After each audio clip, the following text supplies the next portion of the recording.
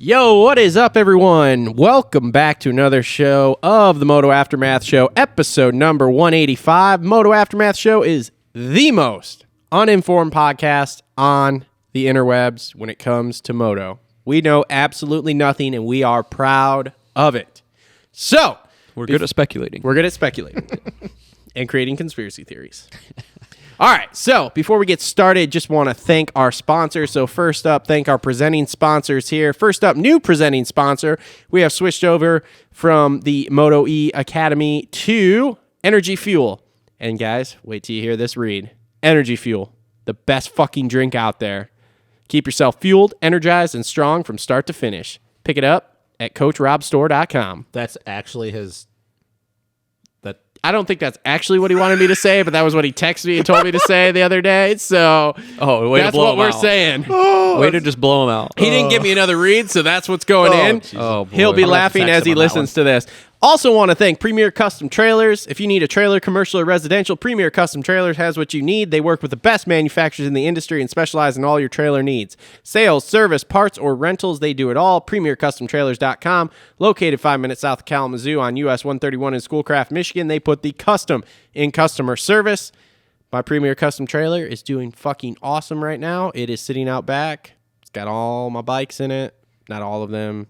It's got the race bike, the 450, kids bike, pit bike. Can I borrow your tires? No.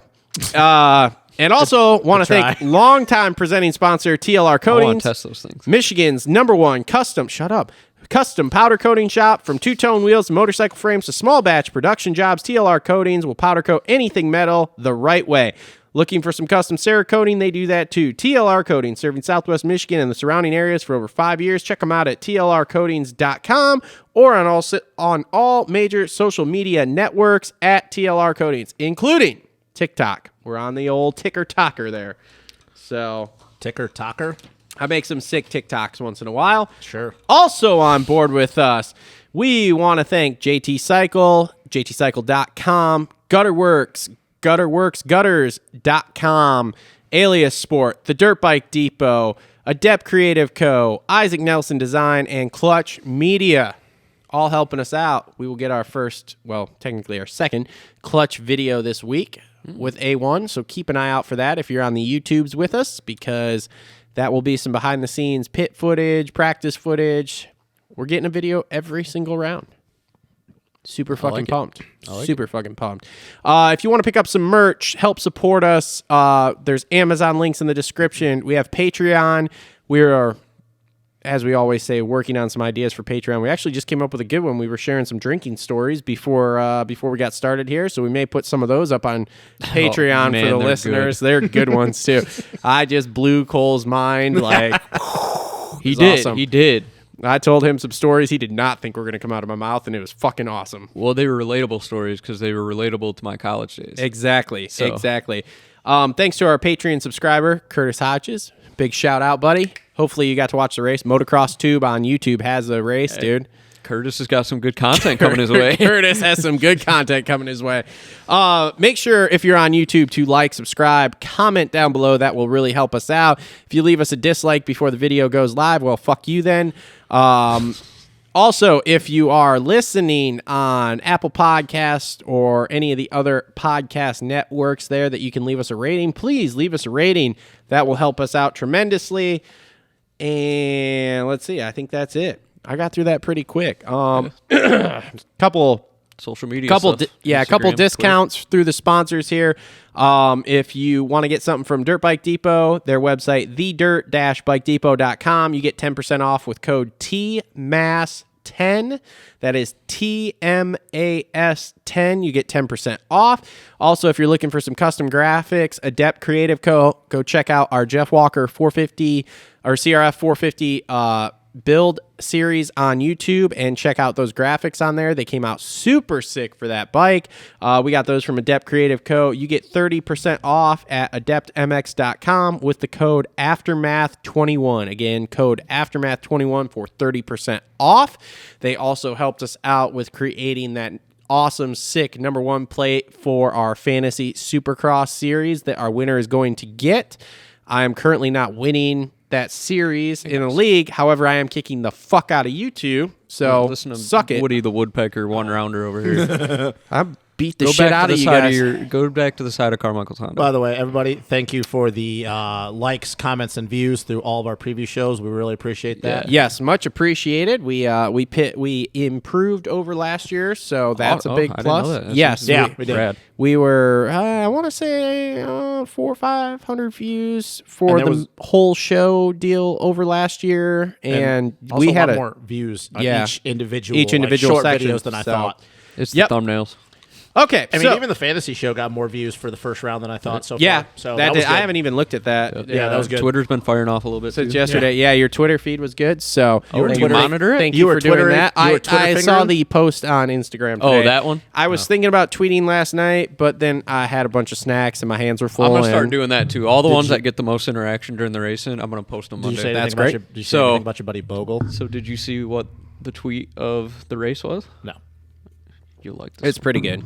You'll like Joining this. me today for show 185 is our co-host here, as always, the one, the only Justin Hartzell. Hi, buddy. What's going on? And part-time Supercross only contract over here, Cole Getty. He's actually making. And I'm coming in hot Negative with the tweet of the race. Okay, tweet of the race. Here we go. All right.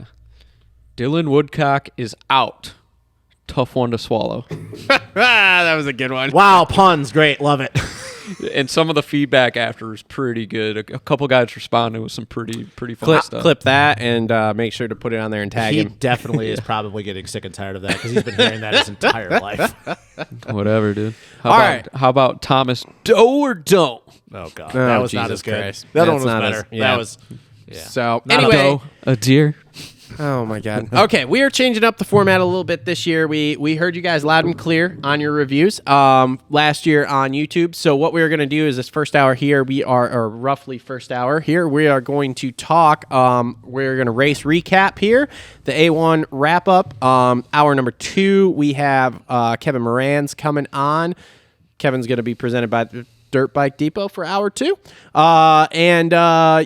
And then for hour 3, we're going to kind of just flow by the seat of our pants here because we didn't get a second person. I hit a couple people up, but everybody's kind of flying busy today. So whatever. We'll just knock down those points, like the Yeah, Mookie takeout, the Sawzall corner. Well, that's what we're doing. That's what we're doing here. That's the race That's recap. what we're doing right now. Christian Yep. Craig's every pass. All right, so race recap brought to you this week by JT Cycle, serving Battle Creek, Michigan for over 30 years. Stop in to check out their full selection of Beta, Gas, Husky, Suzuki motorcycles, and power sports products. Need something for around the house to help keep things nice and trimmed up? They have those too with a full lineup of Steel, Aaron's, Gravely, and Simplicity. Visit jtcycle.com. Follow them on Instagram at jtcyclebc. Hang on, though. Oh, boy, here we go. I screwed up. It's Echo, not Steel. Oh, my God. Oh my god. God. It's Echo. Wow. Oh scrap my the God. whole Well- show. Scrap it. Now we're not getting paid from them. Scrap the whole show. There goes that money. Thanks a lot, Cole. Now, Oh, no. We're good. you owe me that money now. We're good. mean We're the- good. 2 cents. I caught it before we got too far. Okay. Well, that's fine. All right. Anyways, so Hold on, I forgot a note here. Okay. What, Anyway, you writing Cole's an idiot? well, that too. I don't have just- to write that down. he's That just one's thinking that. burned in this Oh, brain. sick. right there. All right, so let's start 450 wrap up here, the A1 wrap up show. So 450s. Let's start with our buddy Ken Roczen. So Kenny's getting very good at saying that he is not prepared and then dominating. He did it in outdoors last year. Oh, I'm not ready. Wins 3 out of the first 4 motos. Comes in. Oh, December's been fucking terrible. Wins by 15 seconds. So, who wants to start with Kenny? I was just going to say I'm pleasantly surprised because, like I said, I didn't pick him for a win. I was pleasantly surprised. But I'm also kind of like the first round last year. I'm not going to put too much emphasis on it. I'm not either. I got some interesting dirt that I uncovered as well from our buddy Matt Wyman. Oh, here we Oh, go. boy. You know how Matt Wyman just always hates on Kenny, right? Yeah, because he's an Eli Tomac fan. Guess who we picked for a win on his Rocky Mountain Fantasy? Ken Roczen? Yep. Yeah. Where do you have Eli? I think like 4th or 5th. Yeah.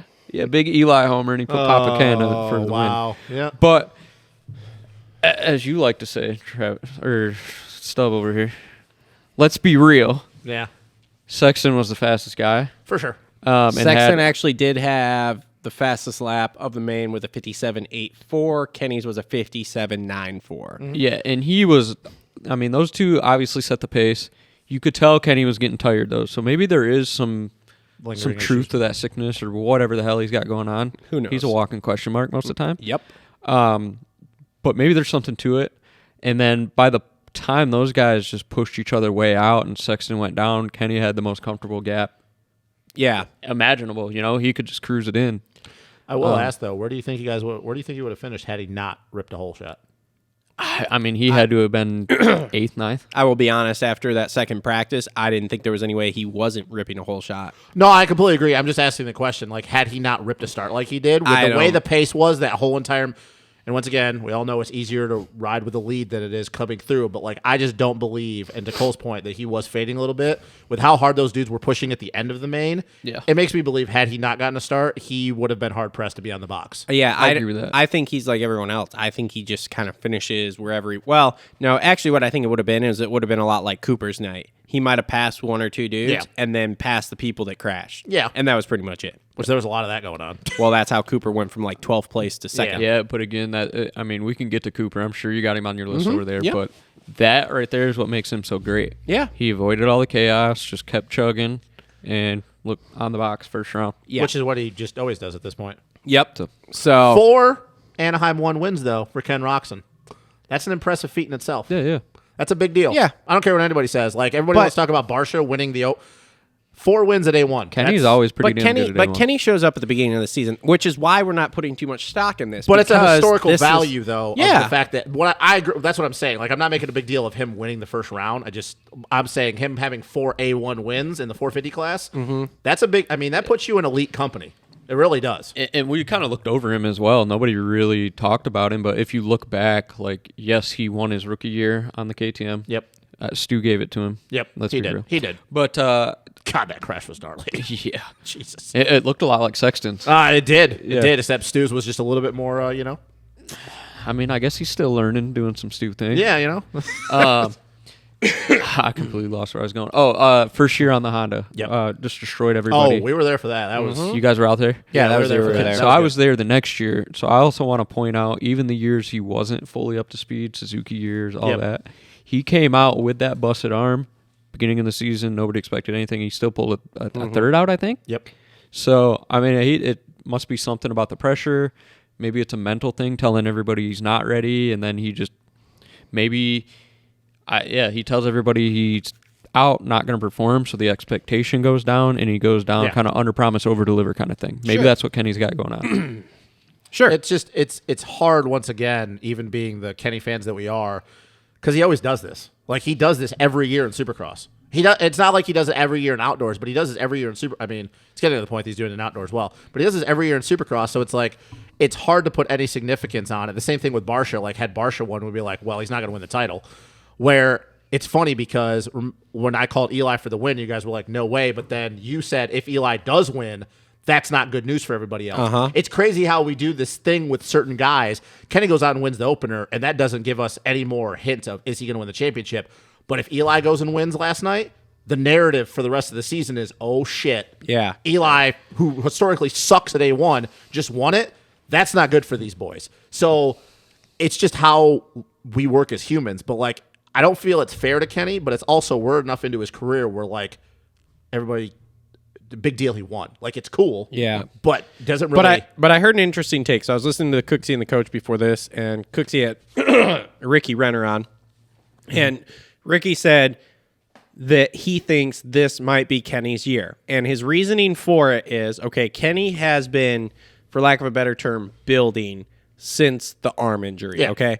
He came back the first year, and he just wants to race again at that point, right? He races a few, then he gets hurt. Now he comes back the next year. He just wants to finish all of them. Okay, he did that, and he gets, like third in points or whatever. That was 2019.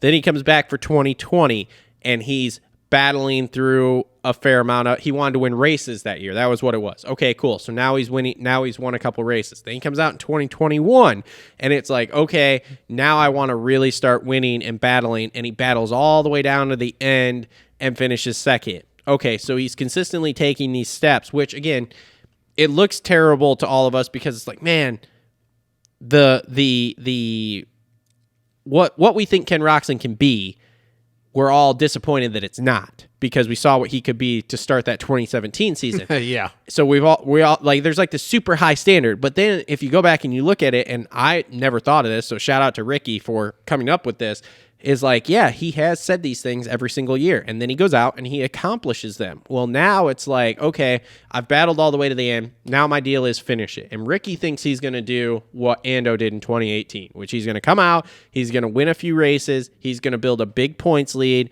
and then kind of just carry it through the rest of the year, which could happen. The problem being the guy that finished second last night, Cooper Webb. Cooper didn't finish 8 or 12. That's Yeah. exactly what Ken Roczen did last year. And He this- came Yep. out swinging, had a Jason Anderson points lead, Yep. and whether it's physical or Mental, honestly, yeah. I wouldn't doubt if it's mental. Gets to that point in the year, has to push outside of his comfort zone because Yep. those guys are coming on. He doesn't want to go through what he went through again. Well, and the problem is, too, is that you got Eli Tomac who's still figuring that bike. We know he's going to get wins. Chase at some point is going to get wins.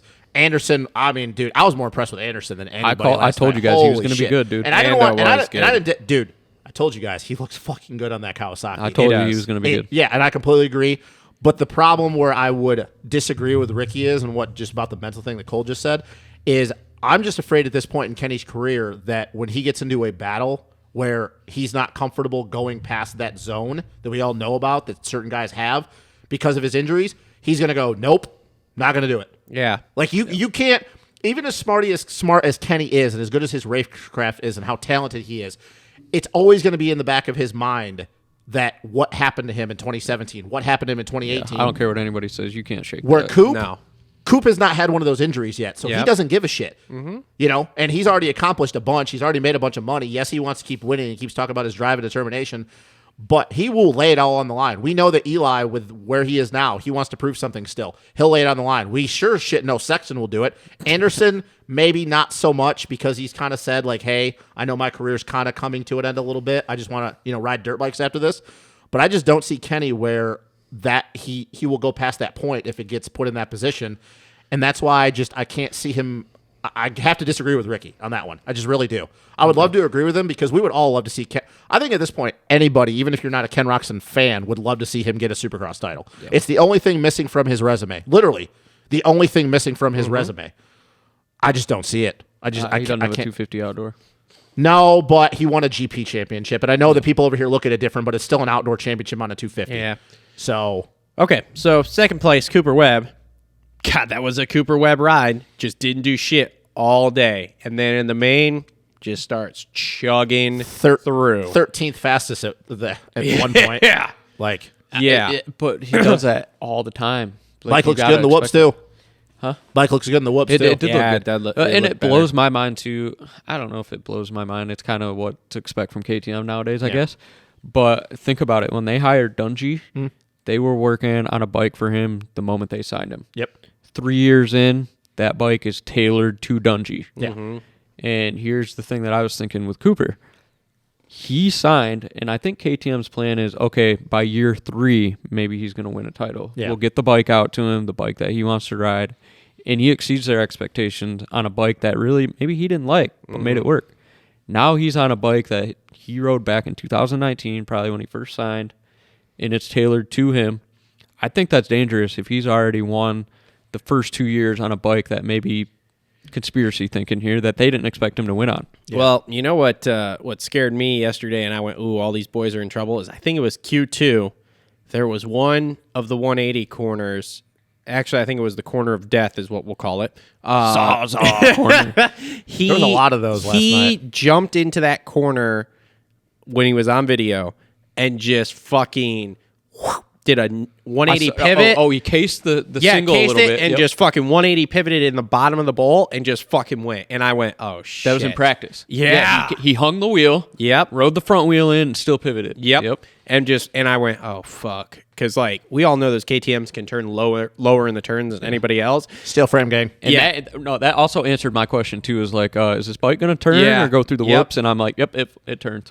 Well, he even did that in one of the 180s, and I can't remember exactly what corner it was, but he did it inside of a rut too. Like Yeah. he dropped in. He didn't even have the front wheel at the entering of the corner. It was like right maybe half a foot before the apex, and he dropped in. And you're thinking, oh, he's just going to steer with the front and kind of bounce out of the rut. He turned that thing around and he literally straightened out at the exit of the rut, and that's like not really possible on a 450. Yep. So the fact that he got that thing in the rut where he was straight at the apex of the corner. Dude, that bike is, and like I said, got through the whoops. That was my biggest thing is that bike going to go through the whoops? Because we know at the end of last year, they had that back end figured out where he was driving through the whoops instead of kind of bouncing around. New bike, are they going to be able to replicate it? And they did. And, that bike looks good. Marv looked good on it, too. Yeah, I was really I disappointed saw with the way Marv Aaron turning pretty hard Yeah. down in some corners. I was really disappointed with the way Aaron rode last night, but we can get to that. So He crashed in practice, though. yeah. I know still, this though. is we're going off topic here. We want to stay with Cooper Webb, but I'm glad you brought up Aaron Plessinger because here's my thought with Aaron Plessinger, and maybe you guys have seen other things that I haven't. But has he tested in California with the team at all? Yeah, that was why he didn't get to Eldon's. Yeah. He got to Eldon's late because But he was out riding there. the old bike in that video. Yeah, correct? That is true. I don't know. Alden said in an interview with Daniel Blair, which I heard yesterday, that he got to Florida late because he was in California testing with the team. But the But question how though too, long? and also was he don't know. riding Supercross? I don't know. So See, my thing is, I don't have those answers. I just know he was in California supposedly testing stuff for the And new I heard the bike same thing as late. you, but I Yeah. just don't know if he was testing Supercross. Yeah, I don't know. so my thing with Aaron is he's down in Florida, right? He is not in California where the race shop is getting parts. If he wants something changed, it's not as easy. And Alden isn't going to be like, yeah, go spend a few weeks in California. That ain't Yeah. happening. So hopefully during this West Coast swing, they schedule some testing, maybe right at that KTM track, which is, in my eyes, a perfect scenario. They got the test track right there. They run in the place, mill something up, make a new part or whatever the hell they have to do. It's Yep. right there. Yeah. Yep. I think that's going to be a turning point for Aaron when they can do that. Because, yes, maybe he tested in the beginning of the year, but now he's ridden that bike more and more. He's put motos in. He's learning more and more about it. Maybe something else needs to be changed, and he can't get to California to make that change. They can't get the parts there. I will say, and this is an overreaction, not Monday, Sunday thing, and I hate to base off one race, but I will say, though, that after watching, and I completely agree with everything you said, I'm just afraid that no matter what happens with his body type and the way he rides that bike, that Yamaha that he rode last year was the perfect bike for him.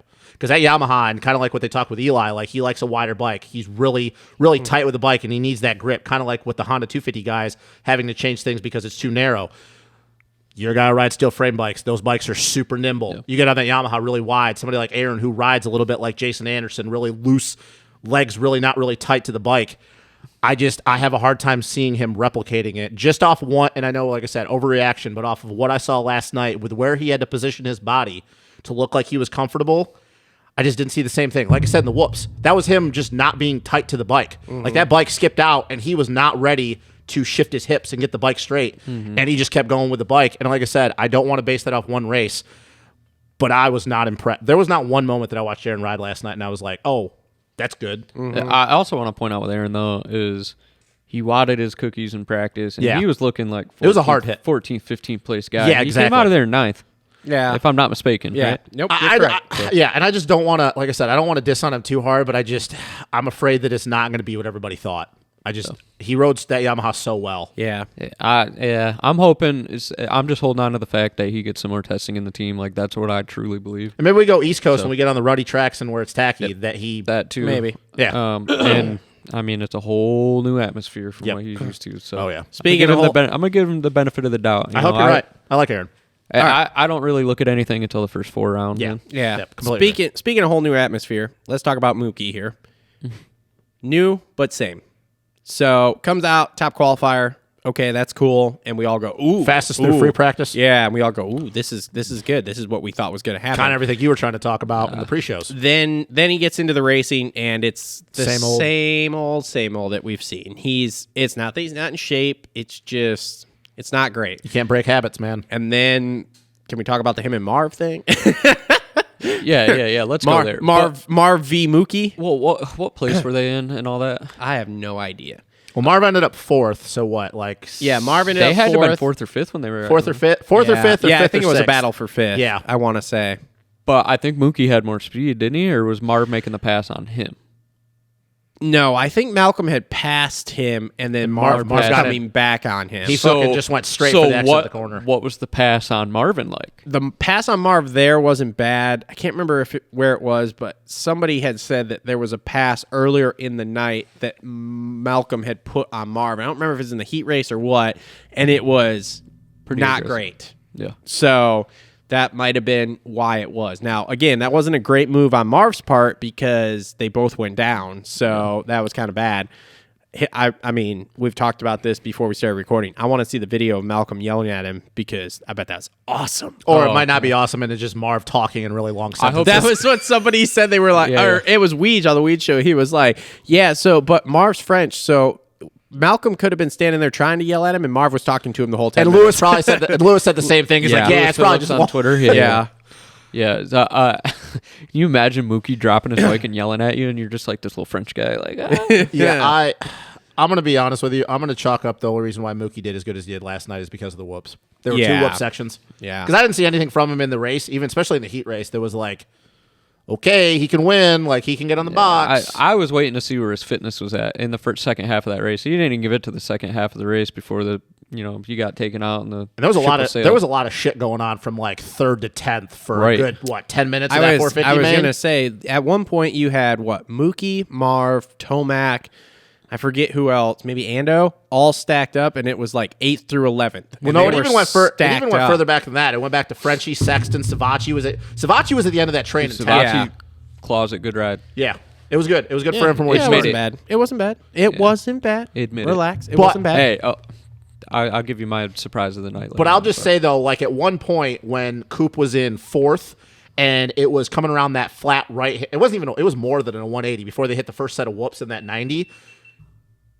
Camera's too hot. You seen Coop going into that left-hander, and it was just a freight train of dudes all the way into the other section. Mm-hmm. And I'm like, I don't remember the last time in a 450 main this deep into it that they're still that bunched up. Yeah. And it's not like look, was the track super gnarly by the end of the night? Yes. Was it over technical? No. But there was a lot of different variations where dudes could separate. So that just shows like how deep. It's not just shit that we're talking. Like it's deep, dude. Yeah. It is deep. Other than Kenny walking away, that was a battle the whole entire from like 2nd to like 18th. Yeah. So, yeah. I liked it. It was good. You normally don't see that either at A1. No. You don't. Not so.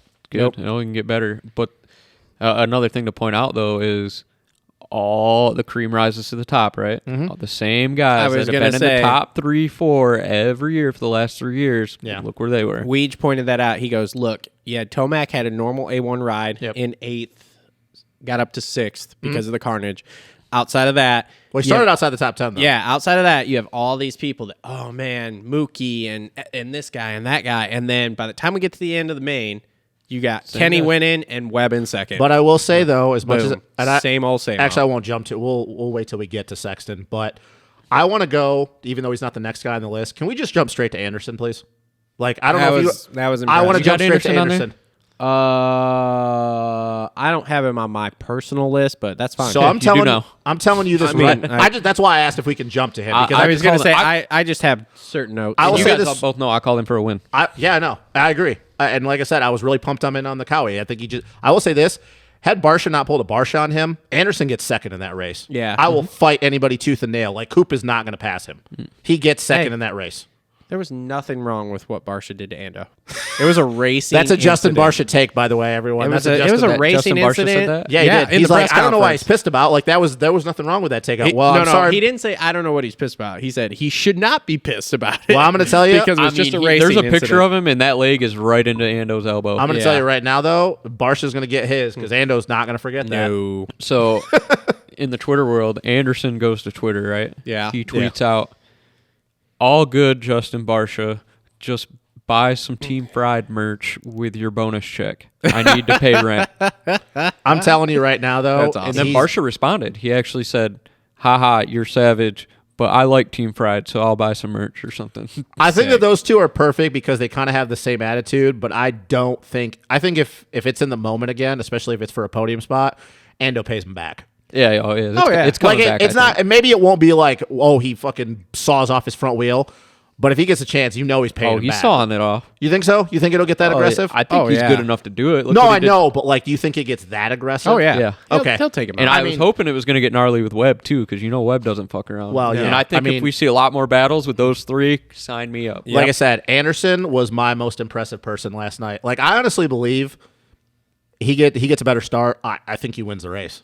And I do. He could have. Yeah, I he, really had do. he had the potential to.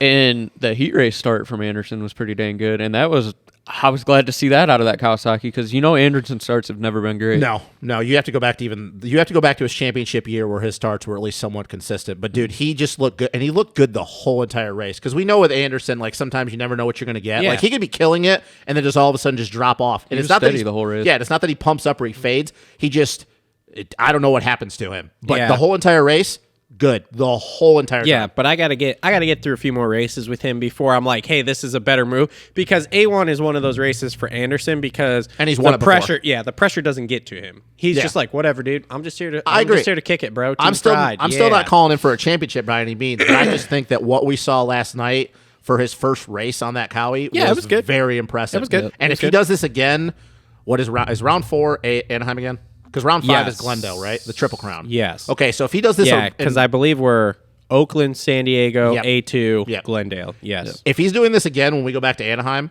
and say he wins the race, Yeah. then I almost think we got to start revisiting the fact of calling him for not a championship. Like if he's in the points and he wins 3 rounds Mm-hmm. from now, dude, he's got the potential.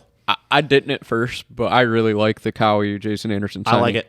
Looks good. Just hearing a little more insight on it, how he lives right down the road from the shop. Mm-hmm. He's there often. Yep. He talks to those guys. They're down with the team fried kind of atmosphere, Monster Energy. What's he got, a 1-year deal? 2. 2. Yeah. They did give him 2. 2. Yeah. Okay, Which because I I think was was worried smart. about that. Yeah, I think it was smart. I mean, he's gelling with those guys already. It sounds like he gets along with Tickle. Mm-hmm.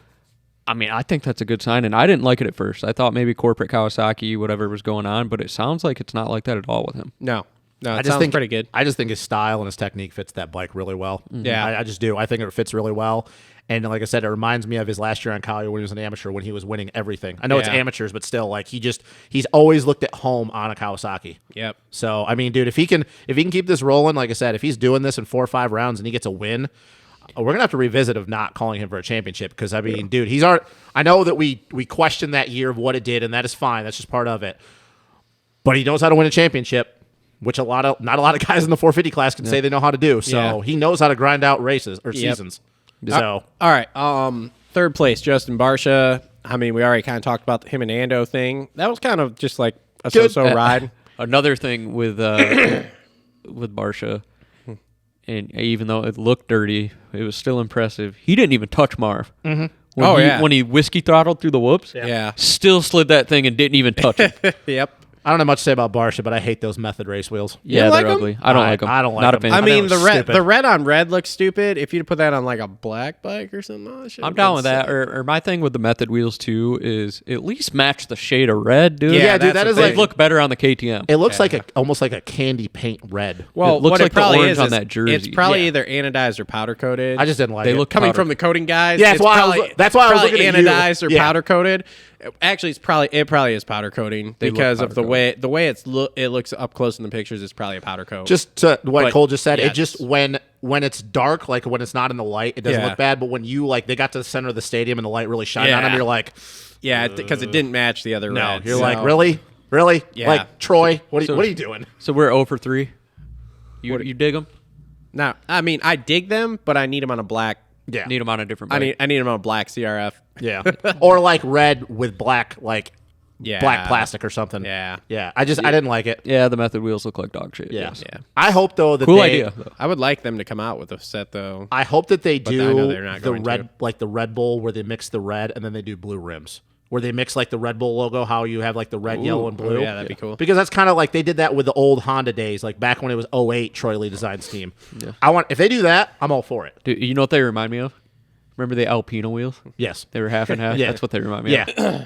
I wasn't all about it. I don't know. That was a big deal for them doing the method thing, and I was like, whatever. Was that a run round thing or is that all year? I think it's all year. I don't They, know. They made, weren't they did running a, it on press day. they did I a heard- press release on Racer X I earlier heard this it. week about it. I don't know. I think it's just a one thing because Method's only doing these for select things. That's I mean, why we'll they did see. it with Danger Boy last year for Loretta's, and now this. So A1. That's Yeah. smart marketing though. The only place that because they all also the eyes came are at. out and said they weren't going to produce wheels. So I mean, I guess I think it's all going to depend on What? what the what the social feedback is. It Yeah. said they're not producing them. No. That's just a one-off thing. Then. yeah, all of these they're doing, it's just a one-off thing for these certain things. Really, I figured at least down the road. No, they might- no. They have no plans, from what I've heard from the guys from Method, to I think it's- produce dirt bike wheels. I think the only thing, like I said, the only way I could see it differing is if the social media feedback is good and people are like, oh, they really like it, and they're like, maybe we'll do a Yeah, couple but everybody more. liked the ones on Danger Boys, and they still said no. It's true. Fuck Danger Boy. All right.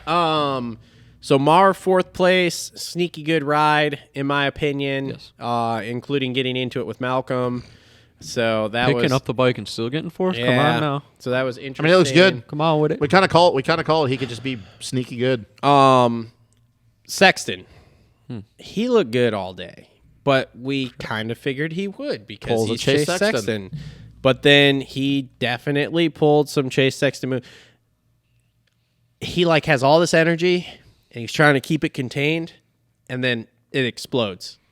Very stewish. The thing Yeah. that scares me though is the fact that if it already exploded in round 1 twice. Yeah, but he hit the deck pretty good in the whoops there, and he is fine. No, that's not- a good I'm not sign. talking about him hurting his body, like his body being hurt. I'm talking about if he's already done that twice in the first round, dude. I'm gonna tell you, he's gonna do it again, and it's this next time. It's going to eat at him. It's I think it's going to be the AC syndrome. Actually, Got all this talent and all this hype, and you've got so much pressure to perform now. Yeah, but I'm gonna he- tell you, Oakland actually is notoriously soft at Oakland. It might even happen this weekend, like him just hitting the deck and not getting back up. I don't know, man. He had Kenny last night. He did. Was He did. all He over would've- him, and he was just waiting. The problem is that he waited too long, in my opinion. Like I said, he had all his energy bundled up, and he was very calm about it, which was cool. And he was like, I got this. He had Kenny's number. There was nobody that was faster than him last night. But then he just waited too long, and then it exploded before it needed to explode, and he needed to put in 3 heaters to get away from him. I think he So- relaxed too much. So if you watch the race a little bit, he's right on Kenny's ass, right? Yeah. Saw Kenny slowing down, catches him, right? Yeah. I'm trying to think if I'm in Chase Sexton's mind. Yeah. Kenny is pulling away a little bit. Let him sprint. Let him wear himself out a little bit. I'll just hang out right here. And that little bit of, hey, I'm just hanging out. I'm going to back Yeah. it down a notch. Was that small mental lapse tucks the front wheel. Yep. That's it. That's all it took. Yep. I'm telling you, I think when you're in that zone like that, you pass him and go. Yeah, but that's a hard spot for him too, because as much as he wants to be the big dog and everything, he still knows Kenny's the big dog, and he still wants to keep his job there. So I think you there's can't a little go bit of ego there as well. there is, but you can't go. But he is smart enough to know he cannot go in and just plow Kenny and take off. So had that been anybody else, that's Cooper Webb. He saws that front wheel and he's gone.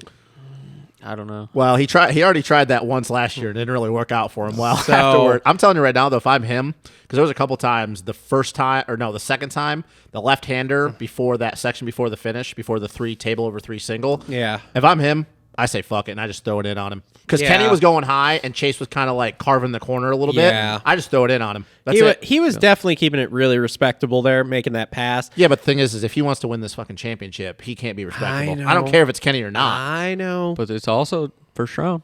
Yep. Yeah, but do you really think? I don't let's think be that's real. in his mind, I was though. about to say, That do ain't you his really mind. think Chase gives a shit? Here's It's not the- first here's round. the- You're right. here's You're the- right. It's Chase Sexton. Here's the thing Exactly. too, though. Two crashes and he still was 5th. Yes, So but he's not going to be able to do that the he didn't entire throw. year. He didn't throw the title away. No, but he's not going to be able to do that the entire No. year because once again, like we keep talking about, first round really good. Yeah. It's also once again the first round, so everybody's not up to speed yet. Also, fun fact I learned. Did you get it through- from Moseman? No. Fun fact. I actually got it in the Stu podcast. We always talk about you can't win the title, but you can throw it away in the first round. Well, Stu and Ricky have spotted people 25 points at the first round and still won championship. There's also That not was a also person- in 2004. And don't I'm also care. telling you, there's also not a person racing right now that is James Stewart, Ricky Carmichael. Look, so it doesn't matter. I'm just I saying. completely. I know what It you're saying. can be done. It can be Okay? done. but Literally, the there- only person that Stu had to beat when he did that was Chad Reed. Nobody else even touched him. But you are right, and I don't disagree with that. But you also Chad have to think on Reed the back raced end. This better is Chad. hammered This is than Chad most Reed, people do though, now. and I'm going to be honest with you. There's also not a person racing right now that is good as Chad Reed was. Wow. Are we talking 2012, Chad? Because I don't think anybody will touch 2012. I'm saying Chad. you take the years that Stu and me and Wyman always have this conversation. I don't want to go deep down this road. I'll just leave it this. Maybe we can put it in the Patreon pod. You take those years that Ricky and James and even when Chad was at their best, and you put that speed and that talent on a brand new bike, they wax all these dudes. You put 2007 James Stewart on a brand new KX 450. There's not a person alive today that touches him. I will argue and debate. I don't care if it's fucking Steve Mathis. There's not a damn dude alive that would touch that James Stewart. Or a Ricky Carmichael in his prime on a brand new Honda 450, Suzuki 450. You're going to sit there and tell me you think any of these dudes could beat him for a championship? Because I don't. Are we talking same equipment, and we're talking that equipment in this day? No. I don't know. You put that Ricky Carmichael, that speed, that talent back then on a brand new bike now against these dudes with their equipment. They don't beat him. They don't even come close. Oh, We don't have time to go down this road, but I've been having this conversation with different people, and I don't. So when you have Stu dominating, Chad dominating, Ricky dominating, okay, the difference between then and now is those guys had training facilities which were not around like they are now. That's why the racing is different now than it was then, and they had this like leg up.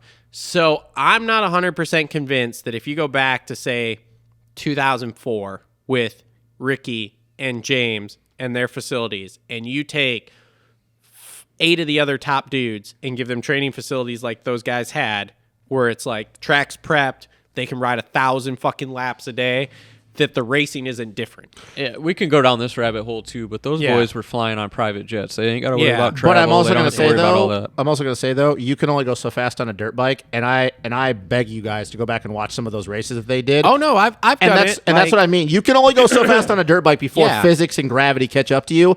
And I just, like I said, I have still to this day not seen somebody go through the Millville whoops like James Stewart did on a 252 stroke. Yeah, but I'm just saying, you go back then, you didn't have. I watched a video last night. It was Phoenix 05 raw practice. Yeah. Before he broke his arm. Yeah. It was the Friday practice, and Yep. then it was the next day. You watched it? Yeah, I've seen it. Yes, Did I've you seen see him when there's the single in the whoops? Yep. And he goes from the single all the way into the corner. Or some of the Dragon's backs where he would literally preload from the bottom, wheel tap the top, and jump down. That like even dudes nowadays, you'd be like, I don't know if I got the balls to do that. Like I said, I don't want to go on this tangent for another podcast, but my point is that those guys, there's a reason why they're considered the greatest of all time, even back then with the talent, because that's the thing. Yes, the talent was not as good as it is now, but when you are beating dudes by a minute or 55 seconds in a normal Supercross race, that's something in You're itself. lapping up to fourth. That's Tim pretty- Ferry, like I said, he may not be one of the greatest of all time, but he's still not shitty. Like Tim Ferry was still really good. So Tim Ferry's fucking good. that's what I mean, dude. So like Ernesto Fonseca was Exactly, damn good. Like yeah. all those dudes. Ivan and they Tedesco. lapped them. Yes, I know. So that's just my them. point. It's a conversation for a different day. Yeah. So, okay, let's finish up these 450 dudes because we got to get to Mr. Moranz here coming up. Okay, so AC, I listened to Steve's post-race interviews. AC was basically okay if he got 17th or better last night because that shoulder is fucked. Like, I guess 2 weeks ago he was not riding. So how's this season going to get any better then? Because the AC shoulder separation is just basically rest. So he's basically not riding during the week and then just riding on the weekends. But the thing is he's going to be so far back by the time he can get back to normal schedule. I mean, maybe he's Can't keep beating yourself. he's down either. he's 11th last night. If he But gets- he dropped anchor bad. Well, dude. Shot he him up did. with some good shit for the half. He the did, first but half of that bro, game, yeah. good start and ran third for a big majority of that main. Not taking that away from him, but also once again, we talk about this. Everybody else, it's still A1 though. So like all the Yeah. shit that he's dealing with and how well he rode, and like I said, I'm not taking away from him. He rode good for what he was dealing with. But once again though, these dudes 5-6 rounds in, they're gonna start to have their shit figured out. Yeah. So I don't see how if he's halfway into the season, he gets to a normal schedule when Cooper's firing on all cylinders, Kenny, Anderson, Tomac, whoever. I don't see it. My thing with him is I think if he goes through the first four to 5 rounds and hangs out in the top 10 with this shoulder being as bad as it is, and it continues to get better like they say it's going to. I don't know. I've never had an AC shoulder separation like that. Be good to talk to Rob about this. Yeah, I think by the time you get to round 4, 5, 6, if it gets better, like they say, and he gets up to speed then, I think he can start pulling off a win or something here or there maybe. I'm not talking title. Yeah. I'm talking literally a win, which is the first step, in my opinion, that AC needs to get to before we start talking title AC. But I will also say, though, him getting a start helped as well. Wow, Yeah. that is the most down-to-earth, realistic thing I've ever heard you say about So AC. so my question to you welcome. is, if he gets an 8th place start, where does he finish last night? I don't know. His start was very dependent on how well he finished. And once again, that is part of racing. You got to get to start. But we're going to talk about this with the 250 guy coming up. You get a good start. Where does he finish if he doesn't get a good start? Because I'm telling you what, he doesn't finish as good as he does now. Like, he finishes way worse. Yeah, maybe. That's just my point is that he did well, but look where he ended up in the heat race. Yeah. Because he didn't get a great start. Yeah, I don't So- know. Whatever. I can't see him. If you're getting into your normal schedule halfway into the season where everybody else is clicking, that's Then just you'll be not, fresh. But it's not. But it doesn't matter though, because he's going to be so far behind. Because I'm getting back in the routine, and then now my body's getting back to what it was, and then my body hasn't been dealing with that. So now it's going to be. There's going to be a lot there. Only time will tell, but I still think if he, like I said, if he hangs around, I think he can pull off wins still. I mean, by I the just end of called the him for one win in our pre-show. year. You did, which blew my mind. But that's the thing, though, is now looking at this and hearing that, because I didn't know all that information, dude, I don't know if I can call him for a win, though, because like I said, you get into your normal schedule halfway into the season, and Cooper Webb's fucking being Cooper Webb, and Eli, like, I just don't see it. Maybe a Triple Crown. yeah, I don't know. We'll see, man. We'll see. So here's my question with AC before we go into the next one. Okay. Do you guys think it's a contractual obligation to be on the bike? Maybe. No. Because no, actually, I was watching a thing with Ping, and he was talking about injury clauses and stuff. On an injury clause, if you miss a certain amount of rounds, then your salary goes down one more. Mm-hmm. If you miss another amount like of Aaron rounds, was your dealing salary goes down again. Mm-hmm. Do you think it's like that with AC, or they're mean- just paying him because of his personality, the whole deal, or does he have to be out there? I think there's something to that, man, because I understand this is AC, and they put a lot of time and effort into him, but at some point, you got to cut your ties with people if you can't make it to a season, and they can only keep giving AC so much time before, like, hey, dude, you got to shit or get off the pot. This is 3 years now into his career, and how many, like, what's his finish percentage as far as races? Like, dude, it is not good. No. We'll have to check that. No, before. he's finished one season. We need Outdoors. before the Oakland show. We need to look that up. What his finish percentage is through Supercross and outdoors. 'Cause I'm I'll going hit to up tell. Clinton Fowler on Twitter. Just throw out a number. Do you think it's less than 65%? Yeah, I mean, he gotta hasn't be. finished. He didn't finish an outdoor So- season. He so finished a- one outdoor season. The So other a times he's dude been that hurt. doesn't have a 450 title yet, that is. I don't care if you're AC. That's not good. And the reason I say that is AP when he got hurt, The Yamaha he thing. didn't get paid. So that's my point, man. Like, Hey, look, Forkner's still got a job. yeah, but he probably didn't make it. He definitely ain't making as much money as he was, though. He's gonna. I think next year he's gonna be on a 450 out the side of the PC truck. So Yeah, maybe I agree. AC's making some less money, and he's got to be out there to stay at a certain level, or what he's got going on. I just agree with you. Like, I'm not 100% sure, but I think that Cole is onto something because dude, I don't care if you're Adam Cianciarulo or not. You don't have a title in 3 years in the 450 class, and you have not finished but one season. Dude, people, they don't care how big you are on social media. At some point, they are not going to keep giving you money. Like, money just doesn't grow on trees in this country. So, I mean, look at Kawasaki, dude. Stu goes 24-0. They tell him to walk. yeah, Carmichael wins a bunch of championships for them. Sorry, bro. Yeah. So, and I think and his window's closing, dude. AC is not those dudes. So, yeah, man. Dude, I think it's closing too. Like, I'm not gonna. I think he's got a beta unrealistic contract about it. inked. I don't know about that. fucking We'll get to that. Indian- you got a trial We'll get to that. contract. We'll get to that Indian later. contract. We'll get to that later in the show. So, okay, let's keep moving through these people. Joey Savacci, 8th place, like he says. Good. Sneaky good opener ride. AP, we already talked about 9th. Ando, 10th. AC, 11th. Dean Wilson, Can I hit one 12th. real quick? Huh? Can I just skip ahead just a little bit? Yeah, sure, go for it. Oh, yeah, go for it. You know where I'm going? I was two more down. I think- yeah, Justin. Hey, Justin. let's. Where was he at before the Chase Sexton? Oh, here we go. We're gonna do it with Hammaker. Where was he at before? Where was he at before Sexton Hammaker's hit a him? separate issue, so don't bring Hammaker into Where this. was he at before Sexton hit him? Like 5th or 6th. Where did he start at? Fucking 18th. Yeah, but he got to that level and couldn't go forward anymore. No, he Yeah. did. He did. He stalled the bike in the whoops. Remember? Yeah, And that then he was had a bike that was issue. a but he fucking got rookie to that move, crowd too. where it was not as easy to pass. Yep. That What do you shitty mean? start did him in. What do you mean, guys? He wasn't- He was. He's not going to win. He's not going to win a race starts like No, he did I last Are agree you year. with talking that, win okay? races, or I you're agree- expecting him to be a podium guy? Listen, I agree with that. He's not going to win races if he starts from that far in the back. But you guys were on me about the whole starts thing and this and that. But look where he made it all the way up to. So what do you think happens if he gets a start? And to your point about it's not as easy when you get to the front, I understand that. but those freight train of dudes was literally right in front of him, and he caught them from the back end of the pack. So you're right. You guys are also right, but I'm also right in the sense of my thinking is if he gets a start, how can he not win if he comes from outside the top 15 to a top 5? What kind Okay. of loony leftist Listen, are you? listen. That, well, you guys are right, but I'm also right. You guys- he you got guys- a shitty start. This And is where the did he- point where we're did he making. end up at? Thing. This is where I want to go. Do you with guys this. not see what I'm saying? Justin. Like, if you can't see what I'm saying, like, I you see what guys you're are saying. saying. I He's see what you're fast. saying. He's never going to win a fucking race if he can't Did start. I say he So did? here's what I didn't here- say he would. All right, let me go here. Okay. You just said, so to your point right now, I agree with you. Yeah, if he gets a good start, he wins a race. Yes. Okay. However, you were on the first show calling this man to be a championship contender, were you not? Yes, I was, and I still He's going believe to he get a can. shitty start way more than what he's going to get a good start, and that is going to overcompensate to be even in the championship We don't know conversation. because it hasn't happened yet. I think it's going to. My point is that I am not saying that he gets a win when he starts like that. But my thing is that if he can come from fucking 18th or 15th or wherever he was to close to a top 5, what do you think is going to 18 happen? to 5th, yeah, that's cool. Okay, but that so what ain't do you a think? podium bonus. No, it's not. But what do you That think ain't happens? winning a title. What do you think happens if he gets a start? We do the he same thing. wins. He wins 2 races and then still gets 8th in the points. We don't know. We do the same thing with Eli. Like, we say that if he doesn't get a start, he's not going to move forward. But then if he gets a start, he can win. It doesn't take much when you're at that level to get starts. Dylan starts at the start of outdoors were garbage, and at the end of the season, he figured it out. Can you win Supercross the same way? No, it's a lot harder. But the thing, though, is, to my point, is if he can come from 15th or wherever he started, I don't know where he was the first lap. Him and Eli kind of started the same way, and then they worked up. And he can go all the way to top 5, 6th.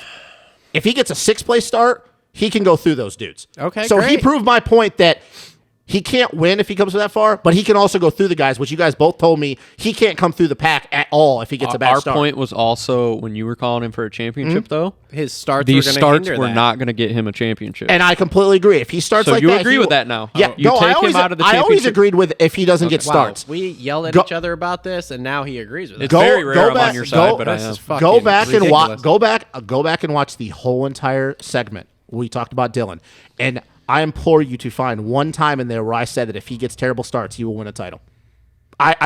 Both of you go watch it and then come back to me in Oakland and ask me again. He was very convinced that he was going to win the title, and I kept still trying think to he can win we the title. I still we think kept he can trying win. to tell him that his starts are fucking garbage. when I still think he can win a title. what round is he out at winning the title for you?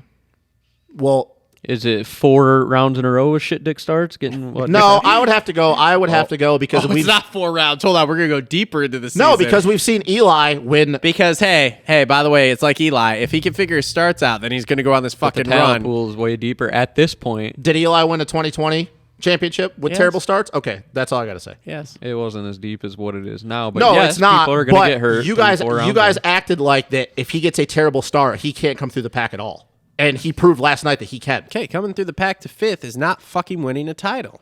No, but to my point, you guys said that if he doesn't get a start, he can't come through the pack at all, and I told you yes he could, and he proved Well, that in last all night. fairness, I said he could go finished through the pack. 16th last night. I knew he could Because get through the pack. I guarantee we're going to come to find out that he had a bike issue. Yeah. Oh, okay. Here Did we Chase go. Sexton? Did he not stall the bike in the whoops after Sexton hit him? He did. How do we know he didn't? Did you see how hard he hit him? We don't know if he bent a shift hey. lever because he was in 11th, and then all of a sudden he goes back to 16th. But hey, when you get a shit start, shit like that happens.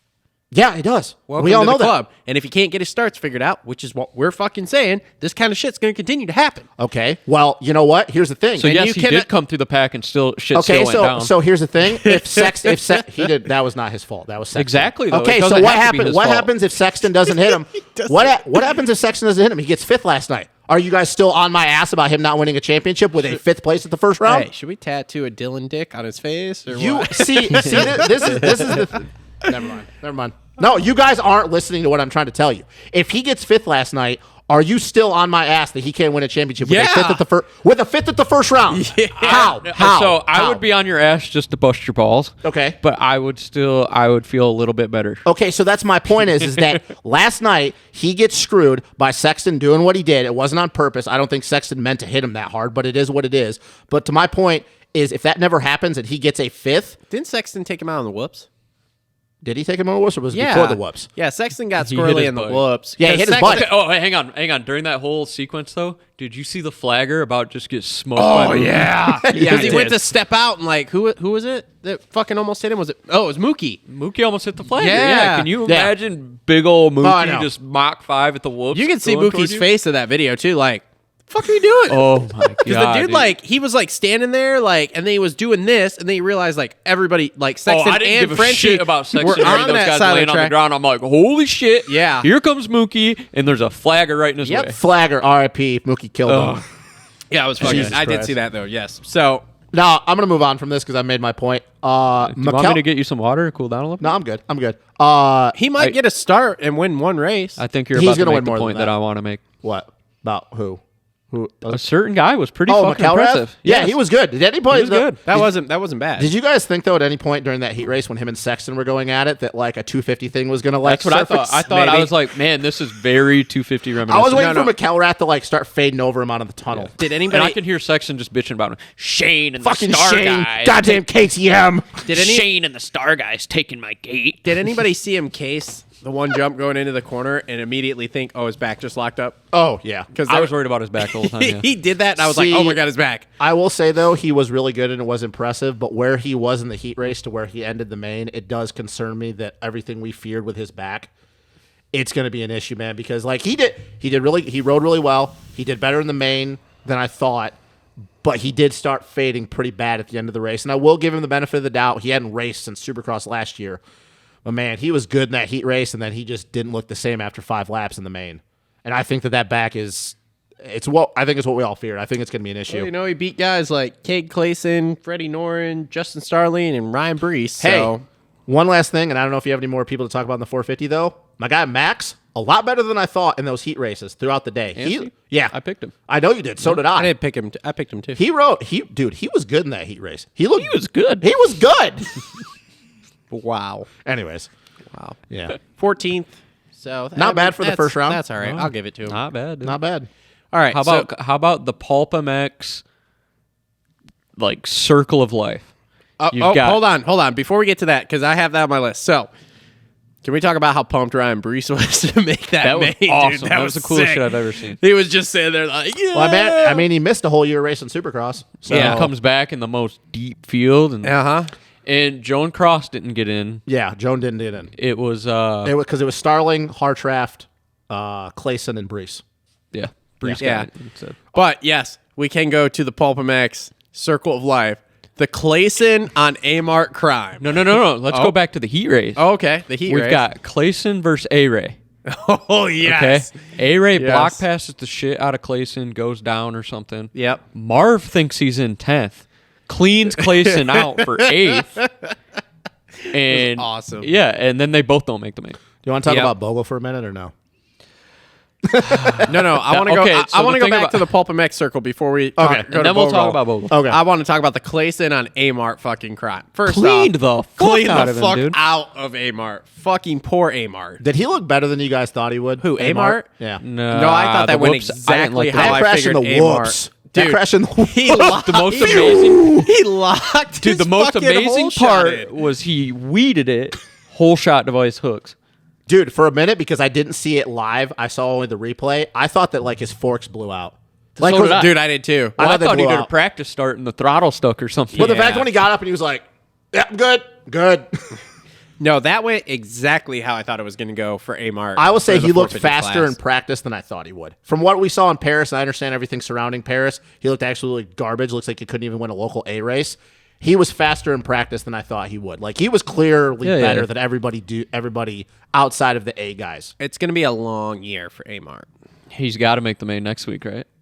Dude, he's got to. I don't know. And I don't know if he does. Because, I mean, if Cade Clayson keeps cleaning him out like that. Dude, Cade was taking no prisoners. He was Fucking- going to that Oh, main dude, last I night. want to hear. Was there an Amart reaction on that? I don't Has know. there been any? I haven't heard Fucking anything yet. Joan Cross, though. Really? Joan Cross? Dude, he's always good in LCQs. I know, but like, how is I'm it? like, dude, that's Doug Lindsay out there ripping. How is it that this dude can qualify like 39th in practice and somehow always be on the bubble in the LCQ? Because he's Joan Cross. Nobody knows who Joan Cross is. Everybody we do. knows who he is. What is We're from? talking What is he about from? him now. Fucking Guadalajara? I don't know. I don't. Dude, he's always in the front in LCQs. I know, He's an but- LCQ god. I know, but dude, that is a perfect example of somebody that is absolutely garbage in practice or heaters and just puts it together in races. So is Cooper Webb. Because I honestly thought Joan Cross and Cooper Webb. they are so much. They're so alike. The comparisons are insane. I will say though, and I mean, he almost got Brees, so he almost made the main. Like I think if he had another lap, I like Ryan Brees. I think he would have passed him. Oh, Chisholm would have chugged his way in if he didn't have issues. Yeah, there was a lot. I told you I wasn't going to pick Chiz. Yeah, dude, he Well, did I not. didn't pick him after all his transparent tweets, Which which I appreciate, by the way. Chiz, I don't know if you're listening to this, but we appreciate your transparency. Yeah, bro, you are definitely one of the favorites out there in the pits. Everybody. So likes come on the Chiz. show. Let's be transparent I mean, about we that can- Sam Manuel contract. We can get him on the. I mean, we can get him on the show. I was Like, going to say. it's not that big of a deal. He had flight issues today, so otherwise I probably could have got him on tonight. I mean, to be honest with you, it's kind of funny. Not that he probably even remembers this, but like how after like Crawfordsville, when we sat around, like, yeah, man, we'll come back to you, and then like we just left. But then he was like, dude, I was smoked. Yeah. No, It's okay. man. I don't really know who else we could talk about. Like, No, we're pretty good. We're waiting on Kev. He's doing an ice bath in the ocean or something, apparently. yeah, probably. Hard I trap. saw a video of him doing that. Yeah, so we're waiting on him Is to it for the call us. ladies, you think, or you think? No. it's- No, it's for. So never mind. instead of getting into 250 talk here, 'cause- Starling was good. yeah. There's still a couple more things we can talk about.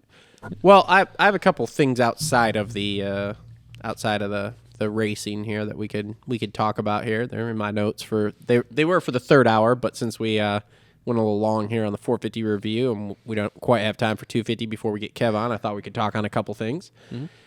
So you brought up Beta. So from my understanding, Beta and Triumph are coming in next year. Correct. Beta apparently has bought Michael Lindsay's semi. Correct. I caught that. Yep. And because they're full blown. Triumph, I'm not 100% sure because we haven't heard anything. There's when they got Carmichael and Tedesco testing for him, that's a pretty serious thing. I was going to say, did you listen to Pulp last week? Because Michael Not all the Lindsay way through. said that by March we should see something. He said he's seen pictures and videos of the bike. Well, Beta already has a huge presence over the GP, so that really doesn't surprise me. If I'm being honest. So next year we're going to have 9, if both of them come in, 9 factory teams I mean, in the 450 class. I think I it's like it. I like it a lot because it's going to help with some of the shit that we always bitch about, where a lot of these dudes coming out of the 250s that are really good that don't end up with rides, or guys in the 450s, and it's just the easiest name to say, even though he has a ride, like Joey. Situations like he's been through. Yeah. Just good enough, should be on a factory team, but just because of politics or what other shit, not going to get into it, but just other shit, just not. It's going to help because, dude, we got a lot of 450 or 250 guys that are moving up next year that we're not so sure are going to have places, or they're going to take places of guys that do deserve 450 rides, but just haven't produced lately. But here's think my Rocky here's my Mountain thing. goes. Okay, so after a brief pause there, sorry. So back to the Beta. So here's the thing, though, dude.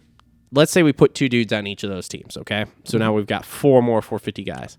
Just Are they 450? Just 450 only? I don't know. Well, Beta, I'm not 100% sure. Let's just say 450. I don't even think Beta has a 250. Yeah, Okay, so let's just say 450s. So we have 4 more dudes. Okay, let's say they're not going to be gas. They're going to go with 2 dudes each. Okay? So now we've got 25 dudes Well, yeah. on factory teams. Well, yeah. I mean, you got a So bunch of 250 so guys now you've moving up. got 3 factory dudes a week are not making. You got dudes moving up though too. Well, you got Cole. Yeah, you but got I'm Cole- just saying, dude. Think about it. We're gonna have factory riders that are not making the main, and I'm not talking Hep Suzuki factory dudes. I'm talking legit factory guys. Well, that that are pushes. not gonna make That the pushes mains. pretty much. Let's be honest. Every privateer. And you know what I think too? To branch off that a little bit, let the fucking guys drop back down and don't shit on them. Look at Vince Friese. Yeah, this isn't, dude. Yeah. Oh my god, I can't wait to talk about It- that. This isn't let's look fucking at- MXGPs. Let's put fucking Chiz on a 250F again. Put Amart back down and quit shitting on him. Yeah. Put I don't know, Clayson and A-Ray would probably suck on 250Fs, but you see A-Ray what I would mean, blow though? up a 250F Yeah. every ride. Or like Bogle. Let Bogle drop back Well, down. it's like it's like everyone talks about. Okay, the 250s need to be wide open, and we need another development class because 250s are the same thing as a 450 at this point. Like, there's no difference. So we need a development class, and they keep saying, "Oh, well, we can't do it," except for, oh wait, now we have the futures coming in, and the futures are going on the broadcast. They're Like, whatever the hell they're doing race-wise with God, that them, scares me. which no one fucking knows. I know after last night's debacle in the 250, and now you're going to throw in these fucking futures kids who have Yep. no business being That on a really scares Supercross me. track. Like, fuck. But, okay, cool. So, obviously there's room in the schedule, so make the futures a fucking true development class of, say you can ride that class 16 to 20, age 16 to 20. At 20, you have to get a fucking... You have to go to either the 250 or 450 class and make the 250 or 450 class better. The thing, though, that's going to interest me with that is, do we think that with more rides that are going to open up, that more of these 250 guys that have been just screaming and yelling at the top of their lungs to go to the 450 are just going to say, fuck it, we're just going to... Because we always know that's the thing. Like, this is the Martin Davalos thing. They stayed in the 250s for a long time because, A, not only were they making a bunch of money, but B, because there was just no open spots in the 450. But Yeah. we do know there are a lot of 250 guys, and I don't want to get a whole thing, oh, I'm a better 450 guy, I'm a better 250 guy. There's a lot of dudes on 250s that we know, because we've seen it in videos, that ride 450s better. They're just going to be like, you know what? I'm going to take my chances. I'm going to go with a team that's maybe not as proven. Maybe I don't make as much money. Maybe I get some bonuses, and I'm just going to try and go to the 450 class. I can see that happening. Yeah, maybe. Because, I mean, dude, I think there's a lot of guys in the 250s right now, obviously not the young kids, but if you went through all the teams, and I'm not going to go through it off the top of my head, but you go, hey, you just want to jump up to a 450 right now?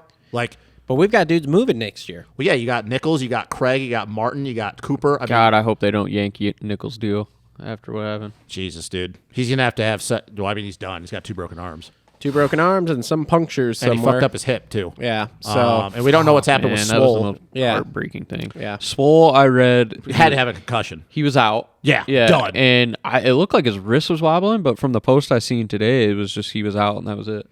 I don't know. I think it's very interesting. Those betas, I don't really know how they're going to be in Supercross. I haven't seen anything about him. They're pretty good outdoors. I mean, Jeremy Van Horbeck and whoever the other dude was pretty tell you good on what. them.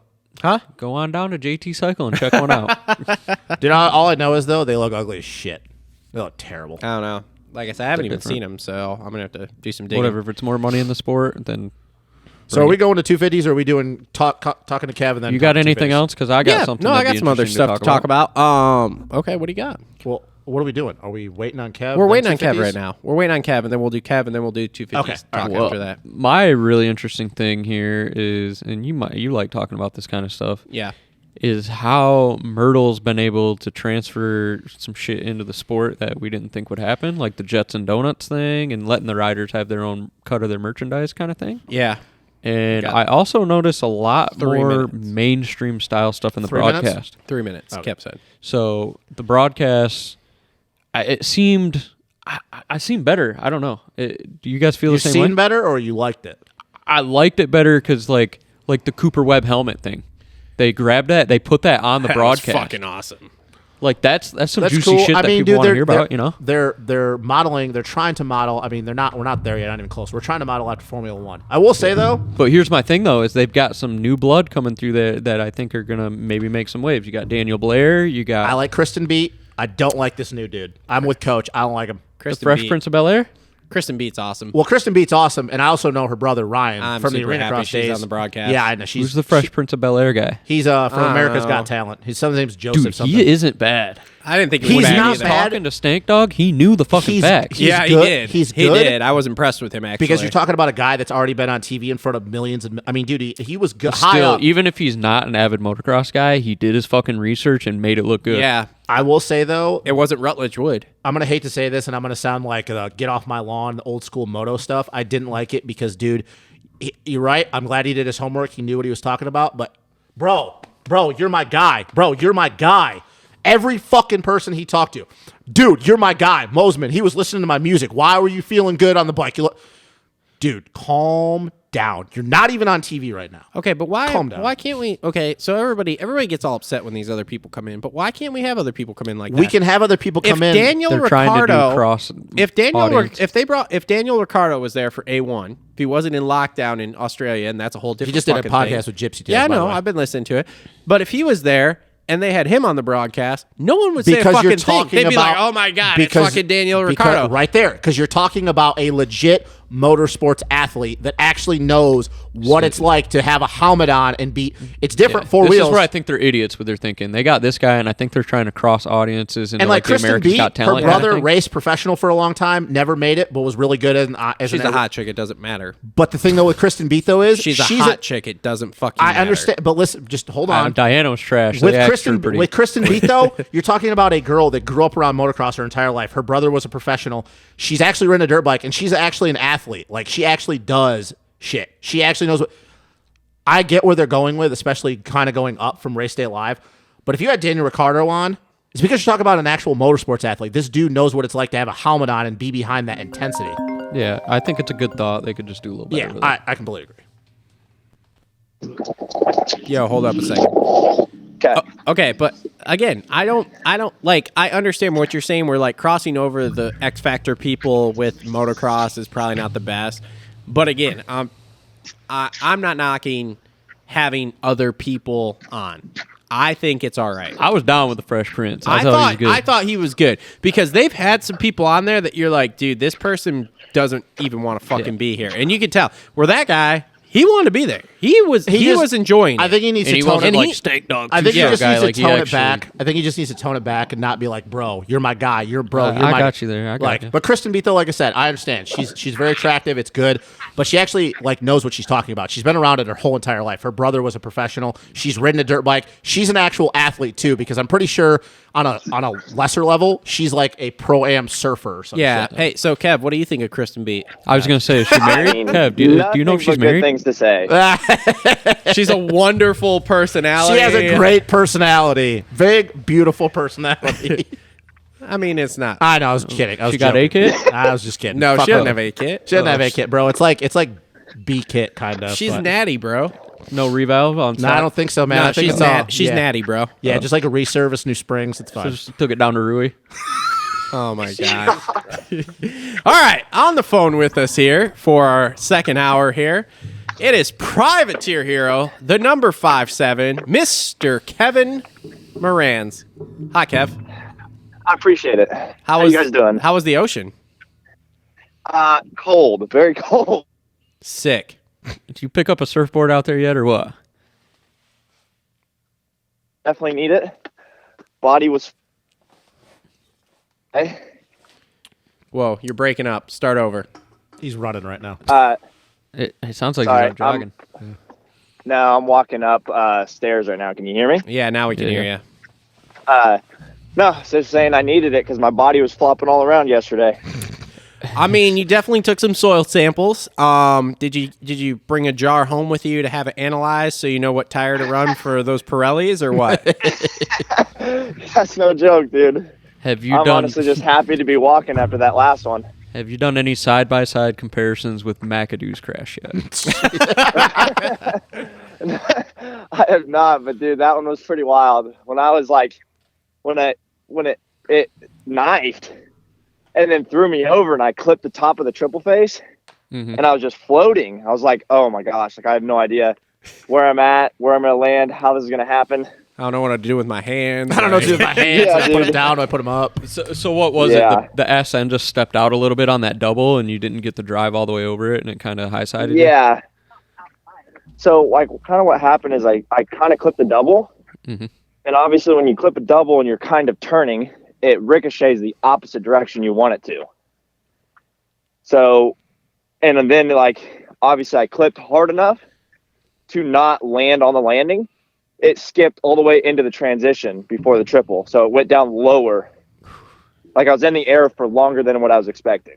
And then just a After brick wall clipping. of a landing. So as soon as I landed, I was so far sideways that I was already on the throttle because I knew I was going to have to hit the triple that it just slid out. And then I knifed my front and it tossed me off like I high-sided really fast. It looked like that rut had a lot of chatter going into it as well. Yeah, there were it like two was. lines It did. there, and then that middle one was just straight acceleration bumps all the way off it. Yeah. And like I was obviously over the front of the motorcycle, so like I did not think. Yeah, so I did not think that it was going to happen that quickly. All right. I saw McAdoo. That's what I saw. Yo. Glad it didn't end like McAdoo because that would have been. Yeah, that's no joke. Like that was best case scenario to do like a full front flip and land on my legs / feet, kind of. Yeah. Yeah. So did you start the LCQ? Because I was confused because it said that you were like 21 seconds behind. I'm like, did he start it and then just pull off, or did He started backwards. Yeah. Yeah. So did you not see my my video update Ooh. No. that I posted to the normal account? No. Like not even the special account, the normal account. No. Travis dropped the ball. I've been on Instagram That was a today. setup, I've been doing but- shit. That was So a setup. I'm busy. has anybody watched it? Any of y'all? No. I might have saw it. I've been busy all Okay. day. I was, So- Kevin's like I was super like grocery shopping and doing Kevin's like super Long- disappointed right now. we were doing like non-athlete shit. Justin doesn't have an Instagram. I have I'm supposed to be your rider, bro. Come on. I have a That is very true. Wow. Travis really sucks ass. at that. I am recovering from COVID and other sicknesses. I got a sick kid and a sick chick, and I don't know what the fuck Cole's been doing, probably playing with himself all day. So, needless to say, that is where we all have been. So, no, we have not been on Instagram. I mean, Sorry. So the last post I saw was the footage of the crash. That was the. No, so what so was that? That I- was this morning or last night? Yeah. No, that was this morning. Last night after, I mean, y'all were probably asleep. I didn't know if you'd seen it this morning, though. I posted kind of an update of what happened right up here, right? Oh, straight? No, go straight. Always yeah. go straight. Oh, Jesus, dude. Hey, now. Okay, so, but what I posted is, so what happened is obviously, so I was second moto, right? Heat 450, heat 2. And we had 2 gnarly crashes in the 250 races, so we were already behind. Yep. Like the event was. So we were like 20 minutes behind. And like I even asked them before our heat, I was like, are they pushing the schedule 20 minutes? Or are they going to cut out track prep and immediately go into LCQs? And they told me, we're cutting track prep. We have to get back on schedule kind of deal. Oh, sketch. So being 450 heat 2, guess what's right after 450 heat 2? 250 LCQ, 450 LCQ, and then main event. So I obviously weeded myself, picked myself up. Bike was mangled. Levers were bent down. Bars were completely twisted and bent, and front end completely twisted up too. So we fire drilled it, pulled off. Obviously, that was on like what, lap 2 that happened. So went straight up, picked up Chris. We shot back to the pits, and like I said, like fire drilled it. We had Freddie Norton's mechanic come over and help, ripped the bars off, swapped out bars, and then because I had to get my butt back up there to go for the LCQ, right? So obviously my shoulder's not feeling super great. Bars are tweaked, but we got the bars swapped, but the front end was tweaked. And to straighten out the front end, you have to loosen the clamps, you have to loosen the bar mounts, get it all straightened back up and go back together. We didn't have time to do all that. So I went up to the LCQ with my bars like they were not straight. They were Going left. I don't know what angle I want to tell you it's at, but like I'm turning right to go straight still. So going Turn right So- to go left. NASCAR. Yeah, so they are madly tweaked. But we just didn't have time to do it. We had to get up there because we had 10 minutes in between my heat race and when I was supposed to go out for the LCQ. So we get up there and we have a little bit extra time. So I run over to the medic rig. I actually jump on like the rhino that they set somebody on when they get hurt to take them off the track. They threw me on that, ran me up to the trailer. I had them tape up my shoulder before the LCQ just because I told myself, I was like, if I get a start, yeah, I got messed up bars and I've got a messed up shoulder, but I'm sending it. Like I'm gonna try because I know I'm a good starter and I can do 6 laps, 4 laps, whatever, and try to get in the main event. Well, so got it all taped up on the very outside, and I told myself, I was like, if I get a start, I'm running with it. If I don't get a start and my shoulder doesn't feel great, then it's not worth it kind of deal to end my season by trying too hard and then weeding myself again, that kind of deal, right? Yep.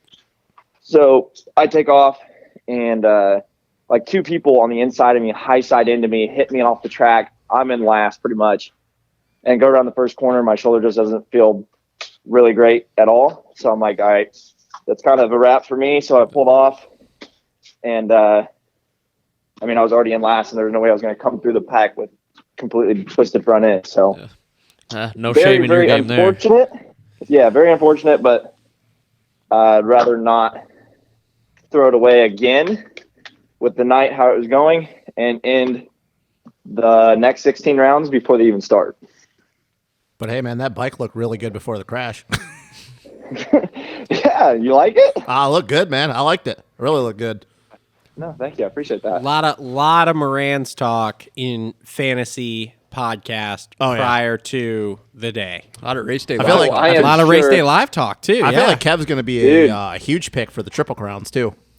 With those starts he gets. Yeah, they were hyping you up on Race Day Live about the Patreon supporters, etc. You got a lot of TV time on Race Day Live there. Dan Hubbard, I think, is kind of secretly in love with Kev because he talks about him a lot. Yeah. Got a man boner for you. He does. Well, with that stuff, Kev, it's kind of interesting to me. Do you see your social media account see spikes from that stuff? So when you get on Race Day Live or whatever, and you come back to the truck after practice, do you see your social media blowing up? Do you see that kind of reaction?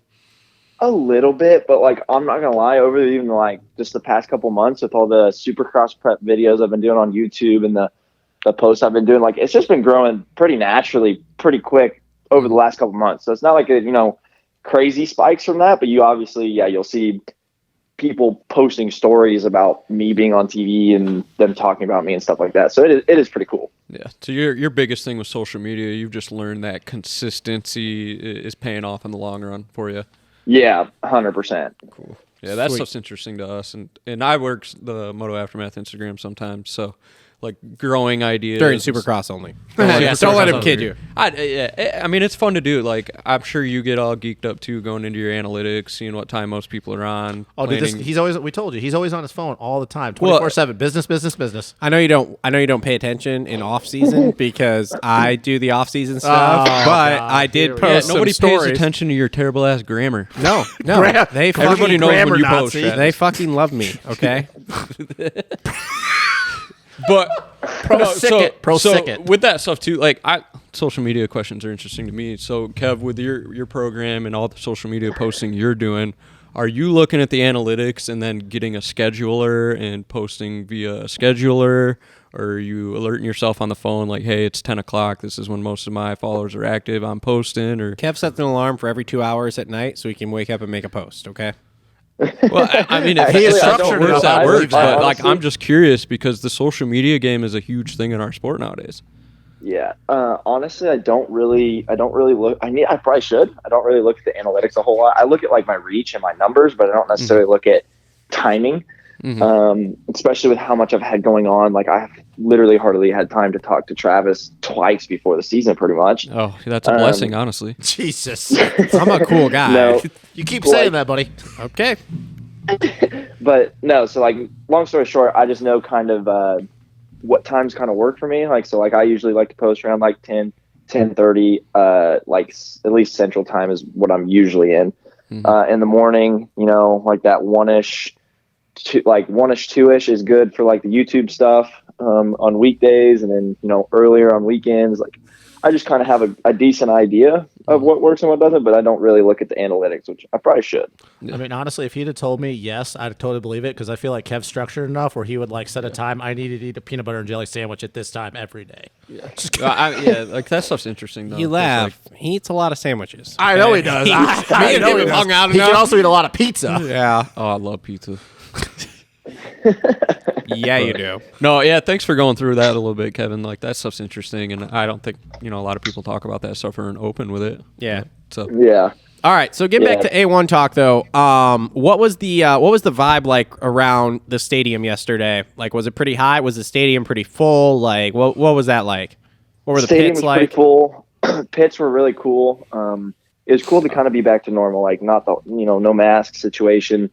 Fans literally able to come in, like right up and talk to me and just interact like normal. So like it was really cool, to be honest. And it was really cool because I had so many, not only like kids, but like fully grown adults and stuff like come up and just tell me how much they love like the channel. Like honestly, That's the majority of everybody was just talking about the YouTube stuff that I've been doing. And yeah, so like I was getting a lot of love for that, which was really, really cool. And then obviously it being A1, it's like everybody of everybody is at the first round pretty much. So it's pretty cool. Sweet. That fulfillment keeps you going too. That's real cool. Especially the little kids, I think probably hit home a little harder when you got a little kid that looks up to you like that. Oh yeah, 100%. I actually had one kid that came up. You'll probably see it in the vlog when I get it up. But he came up to me and he was like super stoked and whatnot.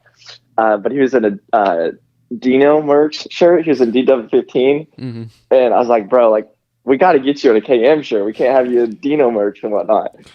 So I actually just hit him up. I'm gonna have to send him a shirt and whatnot. But yeah, dude, cool. It's fun. Like it's cool to honestly, like, yeah, like just like be one of the riders that's open enough to, and also like you said, like put together enough to be able to create that content for people to enjoy.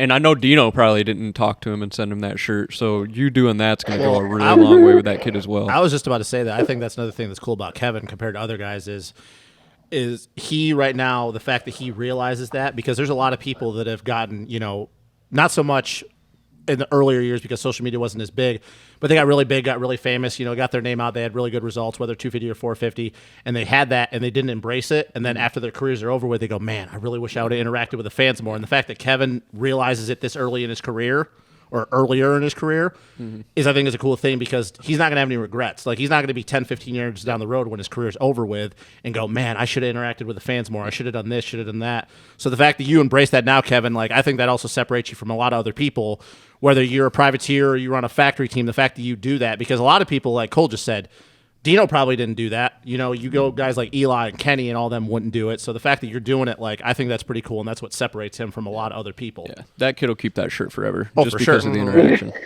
Like, that's real shit. Like, it's kind of, being older, I never thought about that stuff when I was 19, 20 or whatever. You just don't. And I didn't have people asking me for shirts, so don't think that. But well, you're scatterbrained when you're young too, so you don't think about that kind of stuff. So you embracing that and seeing that is really cool to see. So. And even guys like, Buttery Films, he's in our industry, right? At first, he was a cheese ball, kind of a douchebag, to be honest.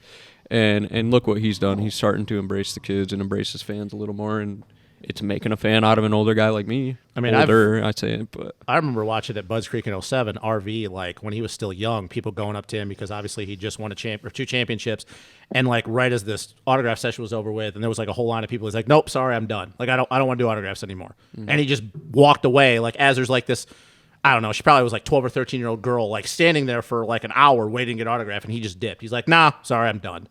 And it's like, I don't know. I think that's really cool that Kevin does that because, like I said, I don't think a lot of people in his situation realize it now, and then their career's over with. They're like, damn, like I should have done that. Like, because you miss it. It's kind of saying you don't realize what you have till it's gone. And I think that that's just really cool that he does that because a lot of guys just don't. I mean, I think it'd be hard pressed to probably find 5 dudes off the top of your head that like would do that. To be honest with you, because they're caught up in their own shit. So, look, Travis is not impressed right now with anything we just said. He's like, yep. No, well, sorry we made you blush a little bit, Kevin. But what? Why am I not impressed over here? I'm just agreeing with everything you're saying. I'm kidding, man. I'm kidding.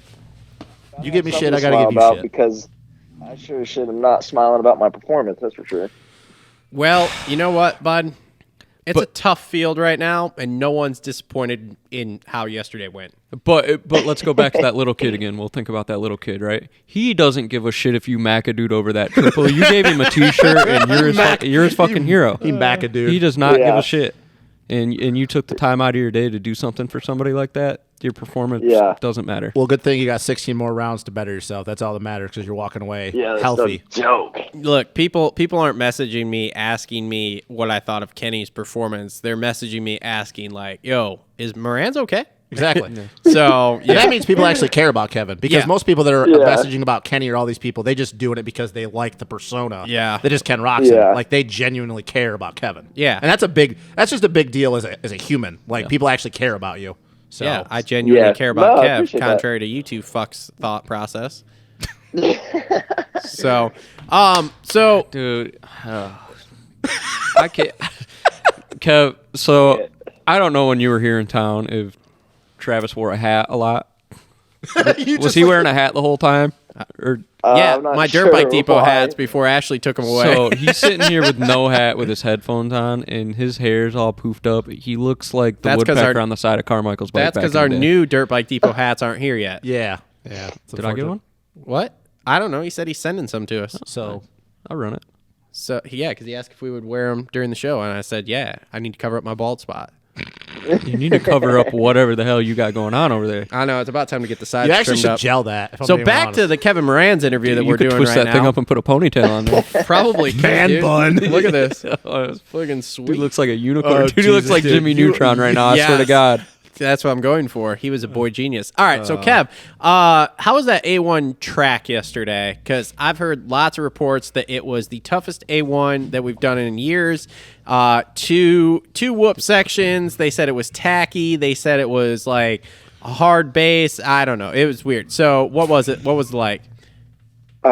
Biggest thing was not very hard. Was actually pretty spongy. I think you've probably heard that saying over the last couple of days. Yep. With that track is it was soft/spongy. So it was like that's what happened to me in qualifying, which I don't know if y'all watch qualifying or anything like that. Yep. try to. But like when they had me on video or whatever when I went down, it just like the rut one, it was super rutted, like, which was really weird. I was expecting like concrete, which I actually would have way rather it be concrete than what it was in qualifying. At least qualifying one, but no, dude, it's just really, really soft. So like when you come in and jump into the transitions, if you're not perfectly aligned, the ruts would grab you and swing you in different directions in air. So it made it really, really tough. That's what happened to me is just caught a rut on top of the tabletop, shot me off left, off the next jump, and then just landed just barely on the tough blocks. And obviously when you're landing on tough blocks, you're victim to whatever happens at that point. And that's what just threw me off. Luckily, it just kind of glided me off instead of pretty much shit whipping me into the ground. So that was no big deal. And then the one in the obviously the heat race, that was a bigger deal. But luckily, again, landed on my feet and not my head. How was the how were the whoops? Because I thought I heard somewhere that somebody was like, dude, the whoops are fucking monsters. So, man, I really didn't think they were too big. Fair They were enough. just very, very difficult.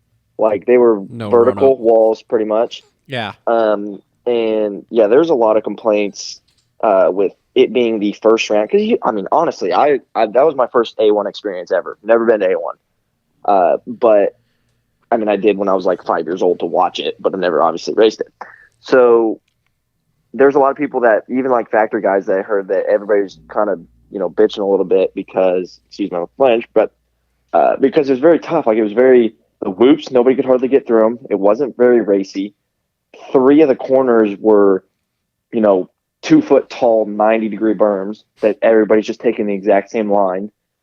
So not a very racy track in my opinion, but yeah, there's a lot of complaints as far as technicality for round 1. And yeah, the whoops were, I don't know, it's just not a great track. Let's put it that way. The one thing I liked about it, and y'all can tell me I'm crazy, it's fine. I did like that sweeper in the middle, that big like right-hander sweeper. I thought that was pretty good, and it allowed for some racy moves in there. Especially because I had that little roller, like yeah, right I had after a the couple of them apex. in there, Yeah. so like people were kind of like drifting out, and then if you could hold it tight, like you could kind of get inside and then go outside before the whoops or whatever. Well, it also made you think coming into that next transition before the Yeah. 90. If you stay tight, are you going to float to the outside? Or are you going to straighten out for the and inside? it would have Yeah. been real cool if it would have did that turn that you're talking about, and Mm-hmm. instead of going 90 into the whoops, having a bull turn. yeah. Because guys could have come around the outside of that sweeper and then set up for a block pass or something. Well, like that, we can only afford 2 nets. So we can't have that many bowl turns. So, Kev, obviously, other than the crash, like that's the biggest thing. So maybe this question's a little bit harder to ask. But if there's anything outside of not crashing in your first heat, is there anything that you think you need to specifically work on going into Oakland? I mean, so I guess it's a better question from practice. Like, it's always hard because you're in a race situation compared to testing through the whole winter and stuff. So like bike, is there anything you need to work with technique that you think you need to go into Oakland? Like, what was your biggest takeaway outside of the crash? Man, that's tough because I just really flat out like struggled in the first 2 qualifying sessions, mainly because of like the ruts, the sponginess, the softness. Like I couldn't click off a clean lap. Like I kept getting yanked left and right, clipping things. So it's just the Yep. biggest thing for me is smoothing out. Obviously, the Cali tracks that I've been riding was way more of what I was expecting to see at A1. Harder. But apparently with all the rain and everything that they had with the dirt that was just sitting outside, like that's obviously why everything was soft. So not exactly what anybody was expecting, but obviously part of it. So for me, starts are obviously still there. Ripping that little hole shot in the last little qualifying session deal, and then got an amazing start in the heat race, even if AP wouldn't have just ponied it around the outside and completely just not cut me off. But like, I don't know. It didn't seem like he was being very aggressive. So like it just 12 people got around me right there. It felt like, but, no, starts are there. Just have to not make stupid little mistakes. And then the biggest thing for me is just getting a little bit smoother in my corners. Obviously, I'm a jumper. I can figure out the jumps. Obviously, it was a little sketchy yesterday just because of the rut situation, sponginess, but just smoothing out the corners. So I need to get off the rear brake a little bit more and roll through my corner instead of making 3 corners in a single corner, if that makes sense. Yeah, just trusting your technique a little bit more. Yeah. Hey, I need to roll in and roll through and make it 1 corner instead of out, like I said. Well, don't you worry. Oakland's probably going to be much of the same because it's always soft when you go there. So you just good luck, bud. Yeah. Let me ask you this: Do you have a gun and some security? Because Oakland's sketchy. Not sure if you've been there before. It's fucking terrible. Yeah, Travis had a horrible experience last time. Dude, I've never like to go been there, just but experience it. I've heard everybody say that. Oh yeah. So next to the stadium, there is the stadium where one of the basketball teams plays. I don't remember who Golden it is State. up there. Yeah, Golden State. There is, if you look up there during the middle of the day, there is actually a sniper's nest up there, and they put snipers and police up there in case people get out of hand during the day. And I know that's what that is, and I know that's there because when I was there, I was One. yeah, I was tailgating with some people who were from the area, and they're like, "Yeah, so check this out. Look up there." And sure as shit, there were see a red sniper. dot on your chest? No, there's not a red dot on my chest. But there was definitely a dude with a big ass gun and another dude with binoculars spotting for him in case shit got out of hand. And like basically, you have the square block area where the stadiums and the parking lots are, and then around on the other side of the street that goes around the stadium, it's like tent cities everywhere. So yes, like Anaheim. So it's very sketchy. No, it's much worse than Anaheim. So it's very sketchy. Would not recommend. I spent the night in the airport with some homeless people on the seats there. So yeah, it's so just lock your shit up. yeah. I would drive out of Oakland after the race. Yeah, like we're getting ready to figure that out tonight, whether Sater and I are going to fly from here up to there. That way we don't have to have a vehicle with us. Bing. But I'm super sketched out with even trying to fly right now because everything's getting canceled. That is an interesting thing too, because I tried to get Chiz on for later here for the next hour, and he apparently was having flight problems all day and was not getting home as early as he thought. So yeah, maybe just rent a car and drive there, and then Yeah, dude, I don't know. and then just that way if it gets stolen, it's just a rental car. Doesn't matter. Yikes. I mean, dude, the hotels that are there, like the lots are all gated because it's so terrible around there. Like I'm telling you, dude, it fucking like I will not go back. I am sorry for anyone who lives there, but Oakland is a fucking shithole. Okay, There's a reason the Raiders leave. yeah, like it is a Golden State left, fucking too. shithole. Golden State. That's where Golden State was based out of. Yeah, they left because they had Oracle Arena. They left. They had a whole new stadium built for them. Yeah, Left it's the A's. And you watch Moneyball. Look how fucking shitty that situation. Yeah. Yeah, Oakland is one yeah. of the shittiest cities in America. Yeah, dude, I'm telling you, it's not a fun place. I will not go back. I will not go back. I don't know why they keep having when the I race was there. the morning I was there, I was in a parking lot for Starbucks, okay? Thought you didn't drink coffee. No, I was just sleeping or like hanging out in the rental car waiting. So apparently the Starbucks got robbed that morning because I remember Daniel Blair talking about him and some other people being in there, and this dude literally walked in, just grabbed a whole bunch of shit, and just walked the fuck out. Yeah, I just don't understand why we keep going back there. Like we do enough rounds at Anaheim, we can do like another round at San Diego. Because the stadium's cheap. Yeah. Yeah, well, at some point, It doesn't until somebody cost gets them like shit. when somebody gets shot one of these times, they'll rethink that. Look, I don't know. Let's hope it doesn't get to that point. exactly. Trust me, it's terrible because I missed going into the stadium and had to drive all the way around the stadium to get back in. And that's how I know it's tent cities literally all around it. So, yeah, it's a sketchy place. Hashtag poor Daniel Blair. Oh, man. So, okay. So, Kev, anything else that you want to talk about with A1, man? Because, like, I don't have any other questions for you. I'm not going to lie to you. It was not the best I've ever seen you ride. Me and Justin were talking about this a little bit. Justin's like, I don't want to tell him. I'm like, that's fine. I will. I'm a true OG. I'm a true friend and fan. It was not the best I've ever seen you ride. Easy. Okay, Easy, buddy. Just remember, hey, You can ask him when we were talking about this at the New Year's Eve boy, here we party go. how much I was hyping up Kev. You can ask him.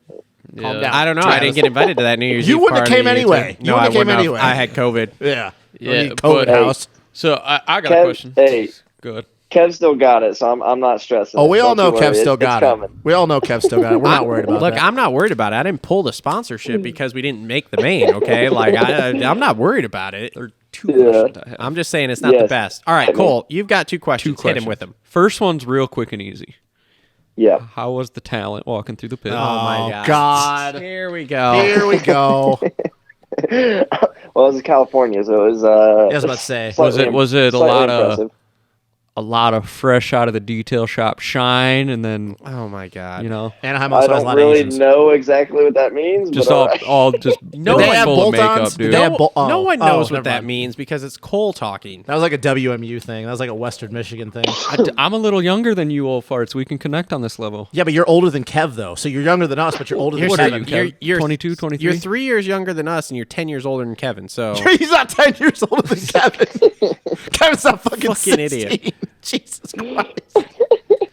Has the Oh, we can't get all this. right, I'll- This is I'll another just- podcast. All right, I'll we can't stop do there. it. All right, I'll get back to the motocross stuff. Oh God. So, that practice where you did end up getting into the tough block, I think I noticed the GoPro on you.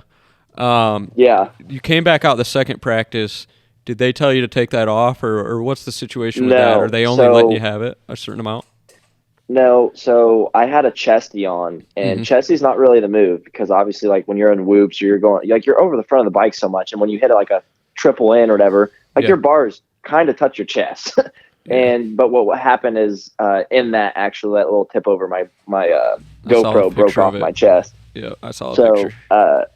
that's why I was like, yeah, that's just a no-go. So I think I'm actually hopefully gonna be I'm getting in touch with GoPro here soon, and I think they're gonna try to get me some of their I don't know what it's called, but it's similar to the Insta360 stuff. So they have a I don't know why I'm blanking on what it's called, but I think we're gonna try to get I don't know. I The want to get GoPro something Max, that, I yeah, think, right? GoPro Max is what it is. Max, Yes. exactly.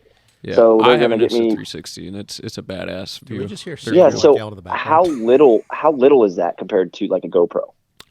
It's So They're pretty I mean, small, send them a right? picture right now. Here's a comparison because I've got the Insta360 sitting here on the table no. filming So all of us. so the and then GoPro Max is like the same thing as a GoPro, but it's about another half as high. I think if I remember correctly from seeing it in the store. I haven't bought Yeah, one. it's got like it's kind just- of like this thing with a battery pack on yeah, it, it's right? just slightly bigger than a GoPro. Yeah, so it's like a bigger square, whereas the Oh, it's bigger than a normal GoPro. Yeah, just slightly. not much. Oh boy. Not much. Kev's like, But and then the Insta360. I mean, you know what that thing looks like? It looks like a I don't know what you would call it. It looks like a fucking external battery pack that you could plug your yeah. phone into, I don't know. basically. Yeah, it's just straight up and down, and that thing it pokes you. Oh, I think I've seen. was I know weird. what you're talking about. But I But- need to find something like super small. But- that way it's not bulky. Have you been on Insta360 site? No. Check it out because they have a real small one and it still gets 360 angle, but it's small enough to where they have a mount that if you wear like a snapback hat, it goes right where the snapback goes across and you can do like POV all day kind of thing, but you might be able to get creative with that, like under your visor or something like that. Well, no, I know that for a fact they won't let anything be attached to your helmet. That's the Not at biggest all. problem. Not at all. So I That's have to interesting. figure out something. Like I was even thinking, like, okay, if I, cut a hole in my front number plate, put it back I behind didn't like there, that or angle. what we need to do. I don't think I know, man. You can't really have it on your chest, and if they're going to take it away from your helmet. They're kind of screwing everybody over. Oh, that's a whole rabbit hole of pissed off that we can go down. But I would hop on the Insta360 site when you can when you get some time or whatever you got going on, because they've got that small one. Like I've seen guys put it on the end of a pool cue and shoot pool with it. It's way smaller than a GoPro. But they also have a GoPro style camera too, so it's boxed out, but it's not as big as the GoPro Max. I mean, they got some cool shit. I mean, GoPro's got the marketing and the name behind it, but I honestly think this Insta360 stuff's better as far as like the software and editing it on your phone and stuff as well. But I would check it out, do some research if you get some time. Yeah. Hey, if GoPro wants to help out, and then, you know, we also like to use GoPros, so we could do some cross promotion here. No, the GoPro's got the monopoly, but I would say, Kev, go to Insta360 and try and set something up. Bring somebody new. Probably a better shot at this point. Yeah. So, yeah, I don't have a good answer for you either, man. I've been testing mounts all year, too, trying to figure out other places to put them in there. Like, front fender's not terrible, but it bounces around a lot. Like, we saw that with the Barcia view. Yeah, it wasn't great. The problem is that there's not enough even with the 10, there's not enough stabilization in it when you're going through whoops and stuff like that. It just looked terrible. It's the one thing with the Insta360, I mean, you can put it on your chest. Yeah, it bounces around a little bit, but you could put it on there, get 2-3 laps in, and get your 30-40 second clip that you need, take the thing off, hand it to your mechanic, and be done with it. Yeah. And still have a cool angle that nobody else has seen on a Supercross track. I mean, all of us local guys are using it. Walker and those guys are using it on outdoor tracks, but nothing with what you're doing. I mean, it'd be cool to even just see it for 2 laps, take it off, and be done with it. Yeah, definitely. Did Sater get a press pass or? No. Shocking. Shocker.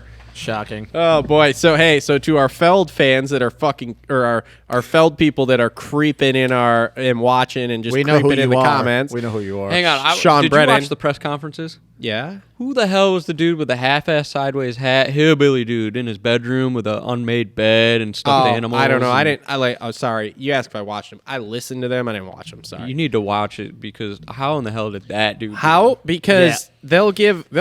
If you say you have a magazine, you're fucking in. Like if we produced a magazine, even if we didn't give any, or even if we didn't sell any copies, we would be in, bro. Okay. If we Fake worked it till for you the make it. why don't you get a job at the Kalamazoo Gazette as like a fucking freelancer or something, and then we're in. And never write no one problem. article. Never write one article.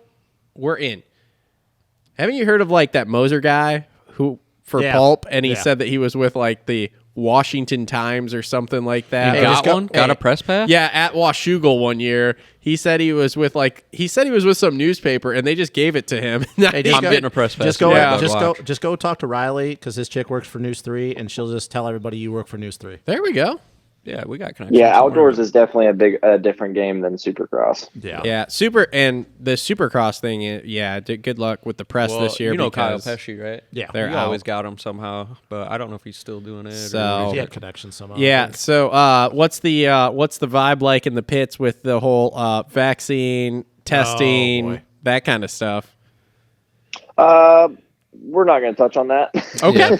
Yeah. Fair enough. Can you just clarify that it's getting kind of gnarly? I'm gonna go ahead and call you later to talk about this, because I'm very interested on this one, because we're gonna actually talk about this here in the show after we're done with you. Kind of like a conversation we just had on Thursday night. Yeah, because from my understanding, it's pretty interesting. So, anyways, yeah, can you just say that there is stuff being blown around and it's getting a little gnarly, or no? he pleads the fifth. Yeah, I plead the fifth. It's just best, not. Nope, we're smart. just gonna. That's yeah. fine. That was If smart, you don't Kev. want to touch it, that's fine. But yeah, Kev's smart. He knows now what to talk about. Yep. all right. So we're on to Oakland. Hopefully, better days ahead. In the main. In the main, Back to a normal Kevin Moranz Absolutely. programming. you should probably beat Ryan Brees, bro. You should probably just Yeah, beat Joan absolutely. Cross. Yes, you should probably beat Joan Cross. So the last guy that got in the main, and I missed this, was Freddie Noren, right? Freddie was in the main. Yeah, he was. But I thought he made it through the heat race, didn't he? No, that was LCQ. Oh, Yep. I don't know. Anyway, I did not see that one coming. Freddie made it through heat.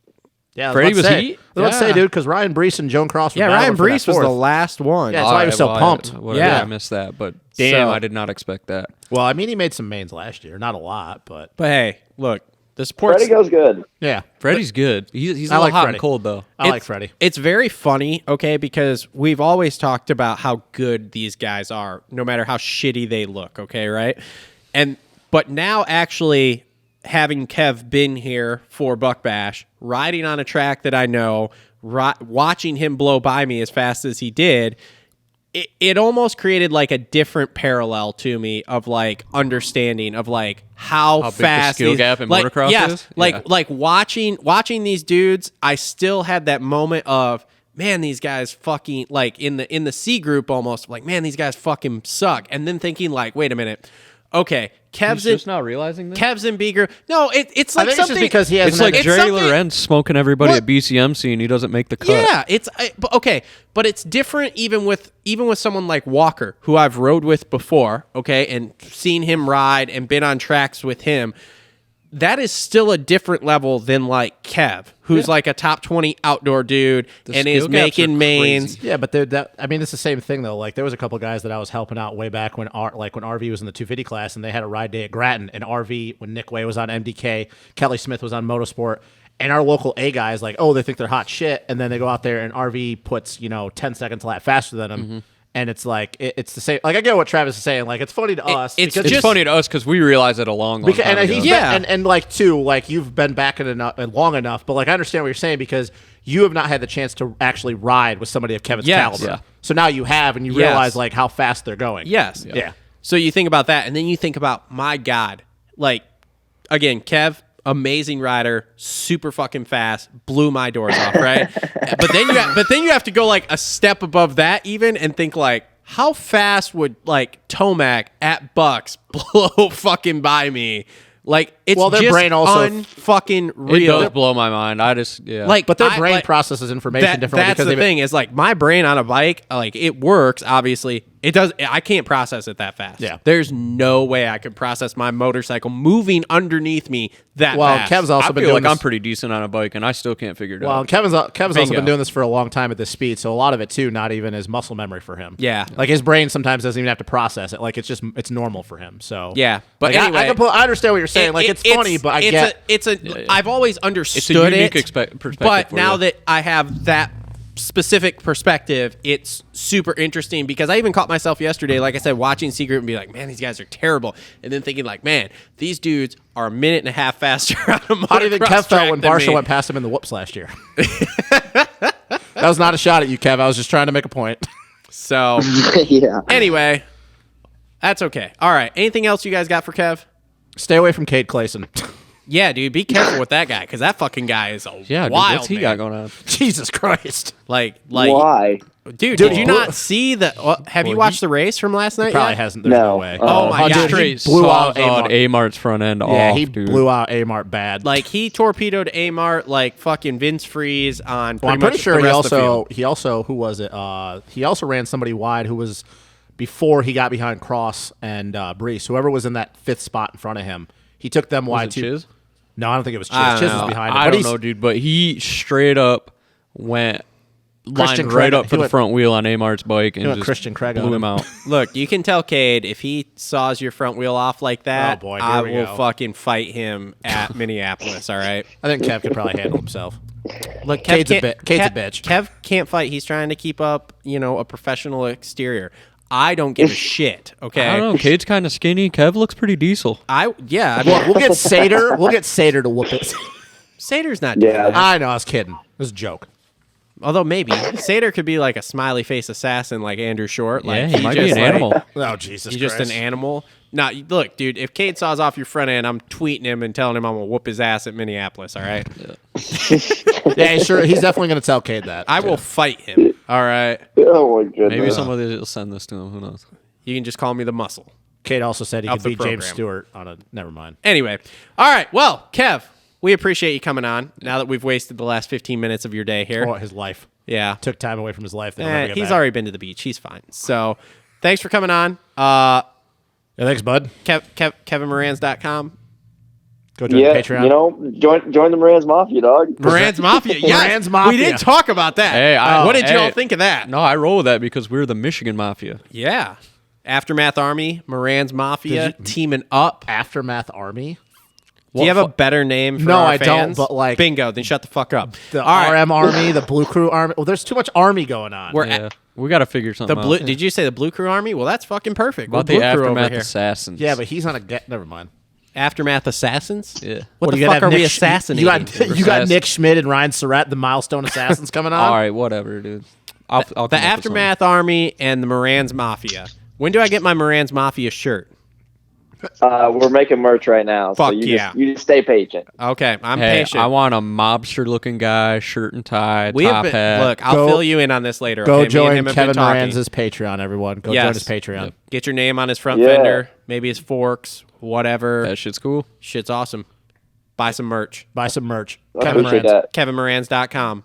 YouTube. Hey. Patreon. Like, Patreon. subscribe, comment. YouTube. Yeah, go at join his Kevin YouTube, man. Moranz. He's killing in the YouTube game. He's still fresh to it, but get in the YouTube game. So, Dude, that race bike build has I think let's look at it right now. It has almost 20,000 views, and I posted it 2 days ago. Well- I got 2 calls in the first day for powder coating shit. Oh, wow. Really? Wow, Yeah. really? Oh yeah. Hey, That's man, pretty Kev's fucking helping, cool. Kev's Oh, helping yeah. you out too, bro. Oh yeah. That's no, pretty fucking literally cool. literally there's a guy in like Coldwater area, so down by Log Road there, that was like he like called me. He's like, "Hey, yeah, man. So I saw you in the Moranz thing," and I was like, "Why the fuck is he driving all the way to Michigan to get his stuff powder coated?" I'm like, "Well, bro, because I'm awesome. That's why." I did not tell him that I pay your bills partially, so whatever. But Wow. I did. I was like, Dude, awesome, I think, duh. but still, Kev, that had to be a hell of a cool experience and worth the drive to check that place out, though, wasn't it?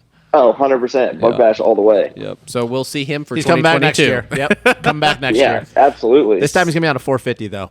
Yeah. Are you sure you don't want to ride Travis's track outside the Oh the Jesus! garage here? Do you mean on foot? Yikes. Kev's an arena cross Yikes. master, okay? Yeah, it would be fun he as hell could to have shred like a that pit bike shit. national Honestly, back here, though. Kev, when is the last time you've actually ridden a legit arena, like an arena cross track or true arena cross track? Amsoil Arena Cross. Oh, well, This yeah. year, yeah, he was. No, well, I that mean- track kind of sucked. I mean, like when. Yeah. Okay, so what? That was how many years ago now? 3? No, 2? 3? Yeah, no, 3. yeah, that one you rode this year looked like Travis's track. It was like an SGO race.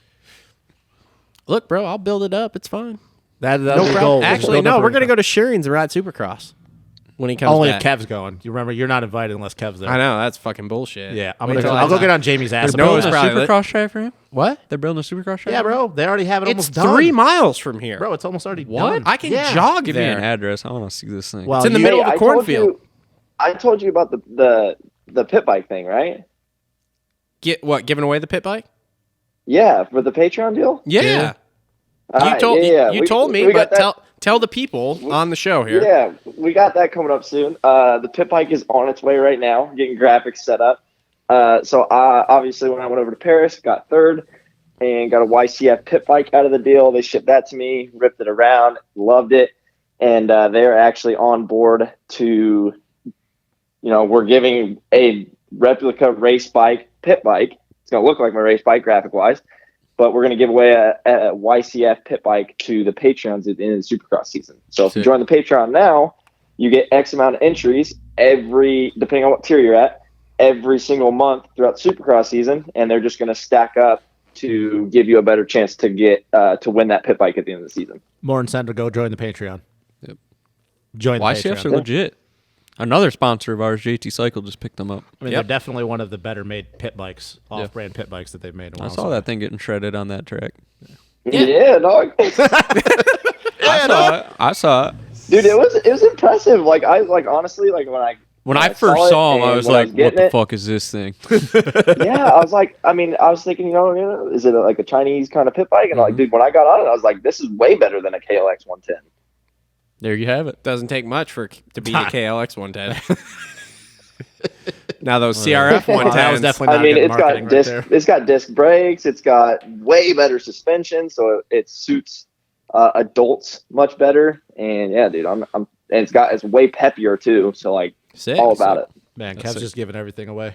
And electric start, like, dude, you can't get any better. Oh, yeah, there you go. That's half the Bingo. battle, too. Bingo. So, Get Tom Cooper on board with that one. all right, Kev. Well, we'll let you get back to enjoying whatever's left of California. California because that place is Hopefully you a don't get any more shithole. flat tires. Yeah, that's no joke. Sorry, man. I had to throw Love that it. in there. That Don't wasn't drive cool. your Love don't it. drive your van to Oakland then. Yeah, man. Just don't be parking. Hey, don't be parking your van in Richie Rich neighborhoods. That's your problem. Yeah. So, Yeah. all right. Well, thanks, man. We Thanks, appreciate buddy. you coming Appreciate on. it. Good luck. Good luck this week, and we'll talk to you, I'm sure, before Oakland here. Sounds good. All right, later, buddy. See you. All right, peace. All right, Kevin Moranz, everyone. We are going to take, hold on. A commercial break. Pause. A TLR Coatings. I can powder anything. A brief break. Yeah, we're gonna take a brief break. A Ryan Fix Brees. your freaking A Ryan hair. Brees fuck break. up. Dude, look Wow, at this dude. guy. Actually, like when I look behind the camera right here, his hair is almost as tall as that smirk. It's growing, baby. We're gonna Ryan take a Brees quick break? break. I gotta take a leak. We're gonna You come look back. like a fucking weenie. We're maybe gonna cold call Scott Meshey here Oh, did he? Oh, all right, cool. for I a few like- minutes. I love talking a to Scott. quick one. Have you Cold actually, call him. Cole? Have you Kinda. actually ever been on with us when we've talked to Scott? You haven't talked to Scott yet, have you? Look, old stuff. we still He- got to cover 250s. He's like a Chiz interview, man. You just give him a topic, and he's really good at articulating things, and you just run with it. yeah. Nice. So okay, quick break. We'll be right back. 250s, cold calling, Meshey. Okay, and we're back here. We're gonna try to cold call privateer hero Scott Meshey here. Find out what his program is. if he Find out what answers. the program is for the year. See if he answers. I'm sure Scott maybe fucking he will. Meshey. Maybe not. Who knows? We'll see. It's a smart kid right there. We still got to talk 250s too. Yeah, it's a smart kid. Hello. Oh, Andy yo, Scott answered. Meshey, number 84. What's up, guys? Yo, bro, welcome to the Moto Aftermath Show. Oh, shoot. Look at this. You know what? Honestly, clearly my day can't get any better, man. I get back from watching Oh, the don't new- make us blush, buddy.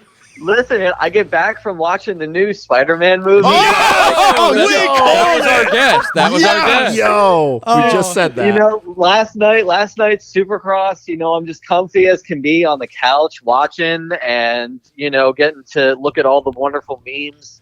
And then now I got Spider-Man, and now I get you guys. Like, what the heck, man? Bro, your day has been fucking perfect, is all I got to say.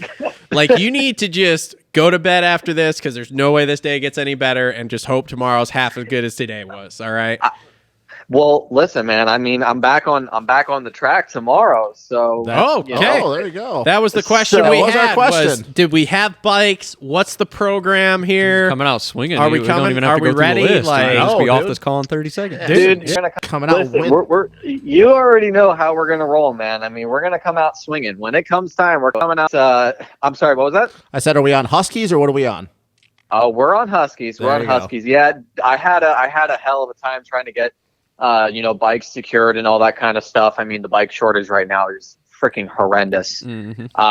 And it posed, all kinds of challenges that I really wasn't prepared for.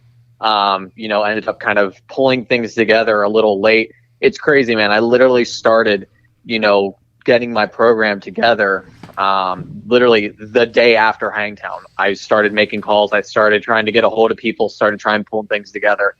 And I didn't get my 250 until, oh shoot, when was that? I want to say like 50 until then. Jeez.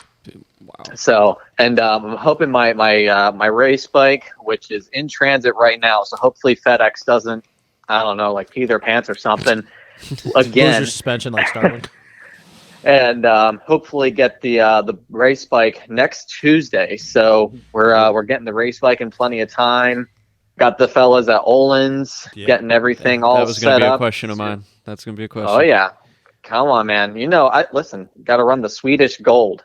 Yeah. So what made you By the go way, that Cole, direction? Cole, So- I don't think, like I said, I don't think you've talked to Scott yet. So can I introduce Scott Cole. Cross only. He doesn't come on for outdoors. Dude, I like riding he's on one of Sundays, those- and by the he's time one I of get those home, dude, guys. dude. He's one of those Oh, guys. he's one of those That's why guys. I like this Come guy. on. All right, so when I'm out riding on on Sunday, last thing I want to do is go home, unload my bike, wash that bitch, and then drive 40 minutes back and sit on a podcast for 4 hours. Yeah, I don't blame you. I don't blame you. see this guy, listen, I'm going to give you a hard time. You're one of those guys Oh. when the 30 plus twos roll around, you're just sitting on the couch Oh. in your comfy, and comfy AC, and you're like, yeah, man, I'm so glad I only raced Supercross. This is why I love Scott Meshey, man. You know, I find it so funny, man. Just the memes that come from that kind of stuff. Oh, when, yeah. When We called this dude on the way back from when originally Hangtown. be Hangtown rolls around, and guys, just the slamming that the Supercross only guys get. Look, You we see, called this dude on the way back from Hangtown after he had just got done killing it, best finish of his career, and he's on the way back doing schoolwork in the, I don't know if he was in a van or a truck or whatever with his mom, and he was still in the van. still talking with us for an hour. Like, this man is committed. That's so. Committed. What we're saying here Listen. is we could all I appreciate that. Hey, dude, listen, man, the grind doesn't stop. We're just over halfway done with the master's degree. I'll actually finish when the Pro Motocross series is finished. I'll have my master's degree. This man can That's do it kick all. ass. This man That's can kick do it ass. all. What so what are you in school for, Scott? I'm actually doing my master's in business administration with Okay. a specialization in sports business, which, makes sense. That's cool. Yeah, because I have a degree in sales and business marketing and went that way as well. And then now Okay. like I work as a sales rep for Tucker. So that's Okay. where I ended up. So yeah, no, to go one step further into the masters, so that's badass. That's something I always thought about doing and then just never put my balls on the crossbar. So that's awesome. Hey, and still doing what hey. you're doing. I appreciate that, man. Yeah, no, it's definitely full-time jobs, man. And Yeah. it's kind of, it's interesting because, at this point, I'm juggling training, school, obviously riding. And, I'm also working part-time as an online tutor. So Yeah. it's definitely a lot to manage, but it's gotten obviously easier the more you do, with the flow of it. So, I'm glad though that I'm able to hopefully get my race bike here soon so I can kind of get it all set up and stuff. And I'm not, rushing at the last minute like I would any other time, which, if it comes down to it, at least I'll be in my element. Yeah. So what's the lowdown on the race bike? Who's doing motors? Obviously, you mentioned Olin's. Yep. Ignition, the Worx. Let's hear it. Yeah, the Worx. Well, I ride a Husky, or I rode a Husky. I have a gas now, so I like listening to that see, shit. You still have good taste. I'm running cone valves right now, and I really would like to try a KYB conversion, but let's hear it. I'll be totally honest. I'm not a fan of the air suspension. Mine are spring. I went back to spring. Okay, yeah. See, that's better. That's definitely a good thing to do. The race bike. Thankfully, the guys at JMC were open to helping me out again this year, and I appreciate all their help and support. And they were awesome, and they did the motor in it, in both my practice and my race bike, and they did the mapping as well. So it's a full JMC build. It'll have a Yosh exhaust, which I was on a Husky, and the thing works. It really works. And it really pairs well with the motor work that's done to it. And yeah, like I said, Olin's suspension. I've partnered up with some new stuff. I actually have a new couple of sponsors that I can't quite say right this second, but I did start working with the guys at Race Tech Titanium, get some titanium bolts, Awesome. which I know a lot of people are like, oh man, it's just for, making the bike lighter. But what I know about, bike setup and stuff like that, my bolts are going to be more of stuff that's attached to the frame to change the chassis feel. Instead of doing like engine brackets for instance, you can kind of change some of the bolts on your frame and kind of help change the geometry of the bike just a little bit, That's as far super as interesting. as far as making it, absorbing the energy a little differently. Doing But foot peg, I'm sorry? doing foot peg brackets, foot peg bolts, anything like that? No, nothing really no really titanium on the foot pegs themselves. Yep. That's something that's probably going to be happening soon enough, but not right this second. We are running titanium, the Pro pegs from Worx Connection. Mm-hmm. So, like 'em. I'm not going to lie, man. I used the stock pegs for a little bit and I was like, man, I just can't do it. I feel, it's kind of funny, there's certain things that riders can't stand to not have on a bike or to have happen on a bike. I know that there's some, I don't know if you guys are, feel the same way about it, but when your levers vibrate and they vibrate up and down, I can't stand that. Thank you. It just looks spode too. It reminds me of the guy that, that shows up at the track and puts his shit on rev as soon as he pulls it out of the main. Just brrr. Yeah. Honestly, it's so, there's that. And then, pegs for me, the foot pegs are important for me. So had to make sure I got some titanium pegs because the stock pegs are just too skinny, man, and they just, you don't really feel that much grip, which I will say in a gnarly set of whoops is it's a good feeling to have when you can actually really grip into that peg and really grip into that bike. Yeah, that's interesting hearing you say that because I got some local buddies around here that they swear up and down on titanium pegs and different pegs too, and I'm like, I never thought twice about it. And Saver brackets and stuff. those are lame, I think. But there's a lot of people that ran them for a while. Yeah. That ankle problem. So now, this is where it gets dangerous with my job. The Tucker salesman account, I'm getting some titanium pegs tomorrow. No, boy. Oh, Jesus Christ. Hey, you know what, man? You're not making a mistake. Listen, risk it for the biscuit, bro. Oh, I don't think that's risking it though. I think that's fucking. That's a step in the right direction. There's no risk involved. Oh my God. All right. Listen. Go ahead. Go ahead. No. I'm glad I'm on the phone. I was just gonna say, bro, send it. Yeah. Fucking send it, Bro, man. fucking send it. Fucking send it. No, I vibe with my. How old are you? Listen, drop the $200-$300. It doesn't matter.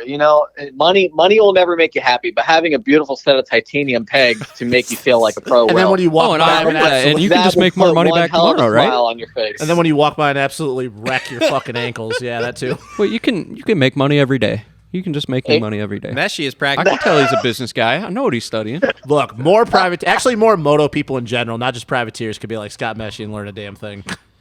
How old are you, Scott? I will be turning 24 in February. Okay, so yeah, he's kind of. I'm 26, so. Yeah, you're old. We all know. Me and Travis. No, but say our ages. Scott's a little come more in my on. wheelhouse. You got Kev's 2 years younger Travis than over that. here who barely knows who the Island Boys are. You got Justin over here that I hang out on TikTok. Oh. Listen, bro, don't even mention Island Boys, bro. Oh, wait. I don't know if you're going to watch this, but Travis's hair right now, he looks like a fucking Island Boy. Listen, all I he looks know like is he looks like a weenie. all I Hold know up, why haven't I seen a picture of this? two coolest interviews in all of the moto podcasting and Scott Meshey and Kevin Moranz. That's all I got to say. Wow, do you want to suck him off too, or what? Wow, you're such a jackass. Jesus, Why did he make it weird like Why that? did he make Come on, it weird? guys. All right, no, they suck. Absolutely. Just never no come one back said on. they suck, but jeez, tone her down. Listen, bro. We just put your boner away.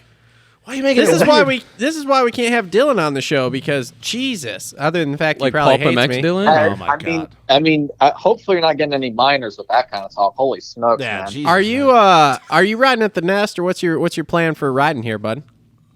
The Nest. Oh yeah, no. I guess that was formerly I forgot, man. I forgot that It's not the the Nest best is anymore. Oh yeah, what is it now? What's in Yeah, Groundle it's Semi? You been in there? You broke in Yeah, there yet? yep. Yeah, actually, I've been at Moto Sandbox. Oh shoot, I think that this will be my 4th week. I want to say. This would probably be I think like the 7th time I've ridden. Just I guess I didn't really get the chance to ride last week. There was a new track that was built, and my foot, but thankfully I didn't. Just like a weird bone bruise, so I took the week off to kind of let that heal. Like I could literally barely walk, and like had to really like hit the cryotherapy place super hard, like twice a day, and was really just kind of trying to take it easy as best I can. But we're back at it on Monday. But yeah, that's where I'm training for Supercross. Hopefully train there for the rest of the year, which is super cool because obviously I get to see Kenny ride, and I ride with Chiz and a couple other good guys. I'm not gonna lie, I know there's gonna be guys that are like, oh man, Cooper this and that, but I will say, man, Kenny's been looking good, with training.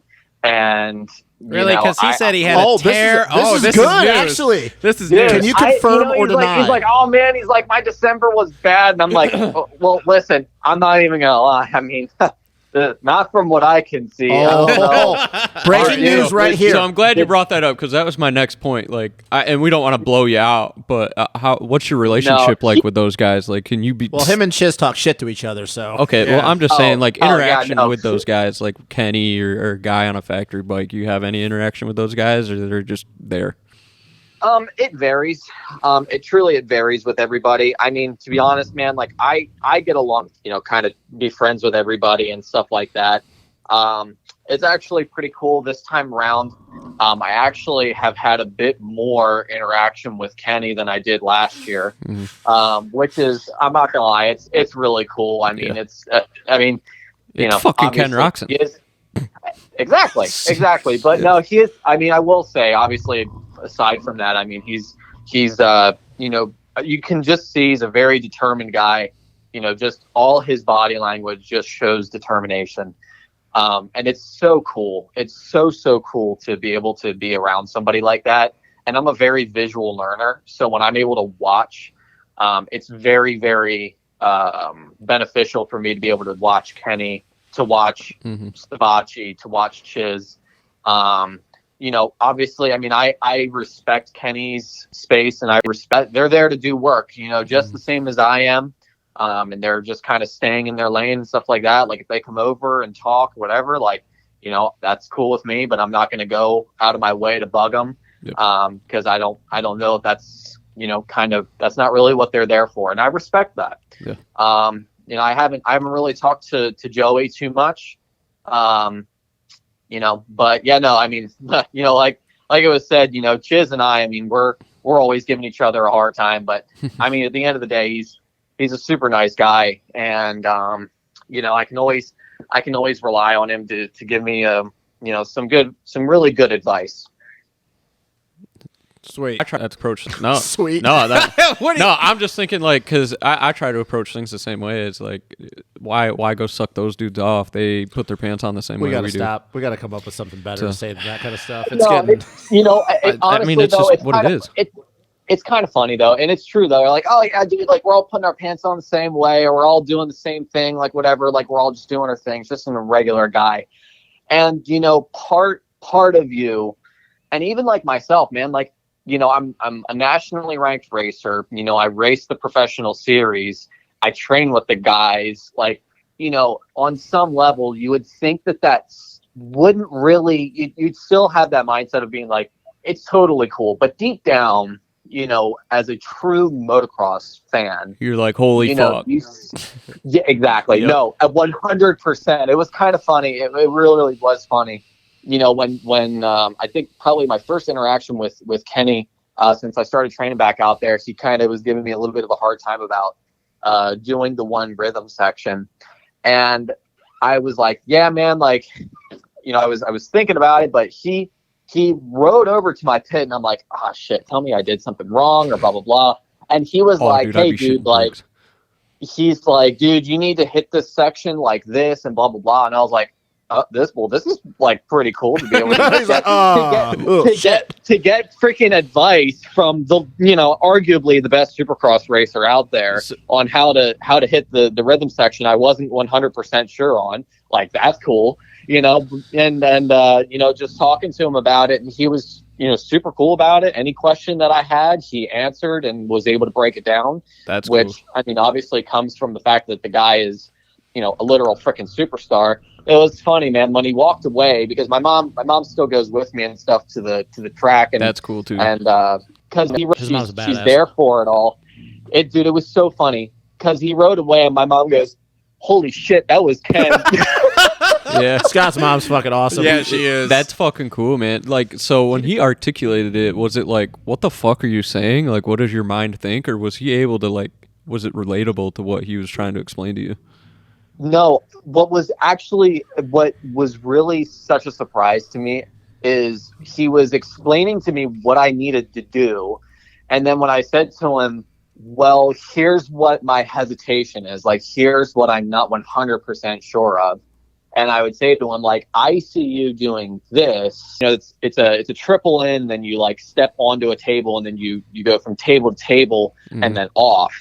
And I was telling him, I was like, dude, like, that going from table to table is hard. Like there's no lip.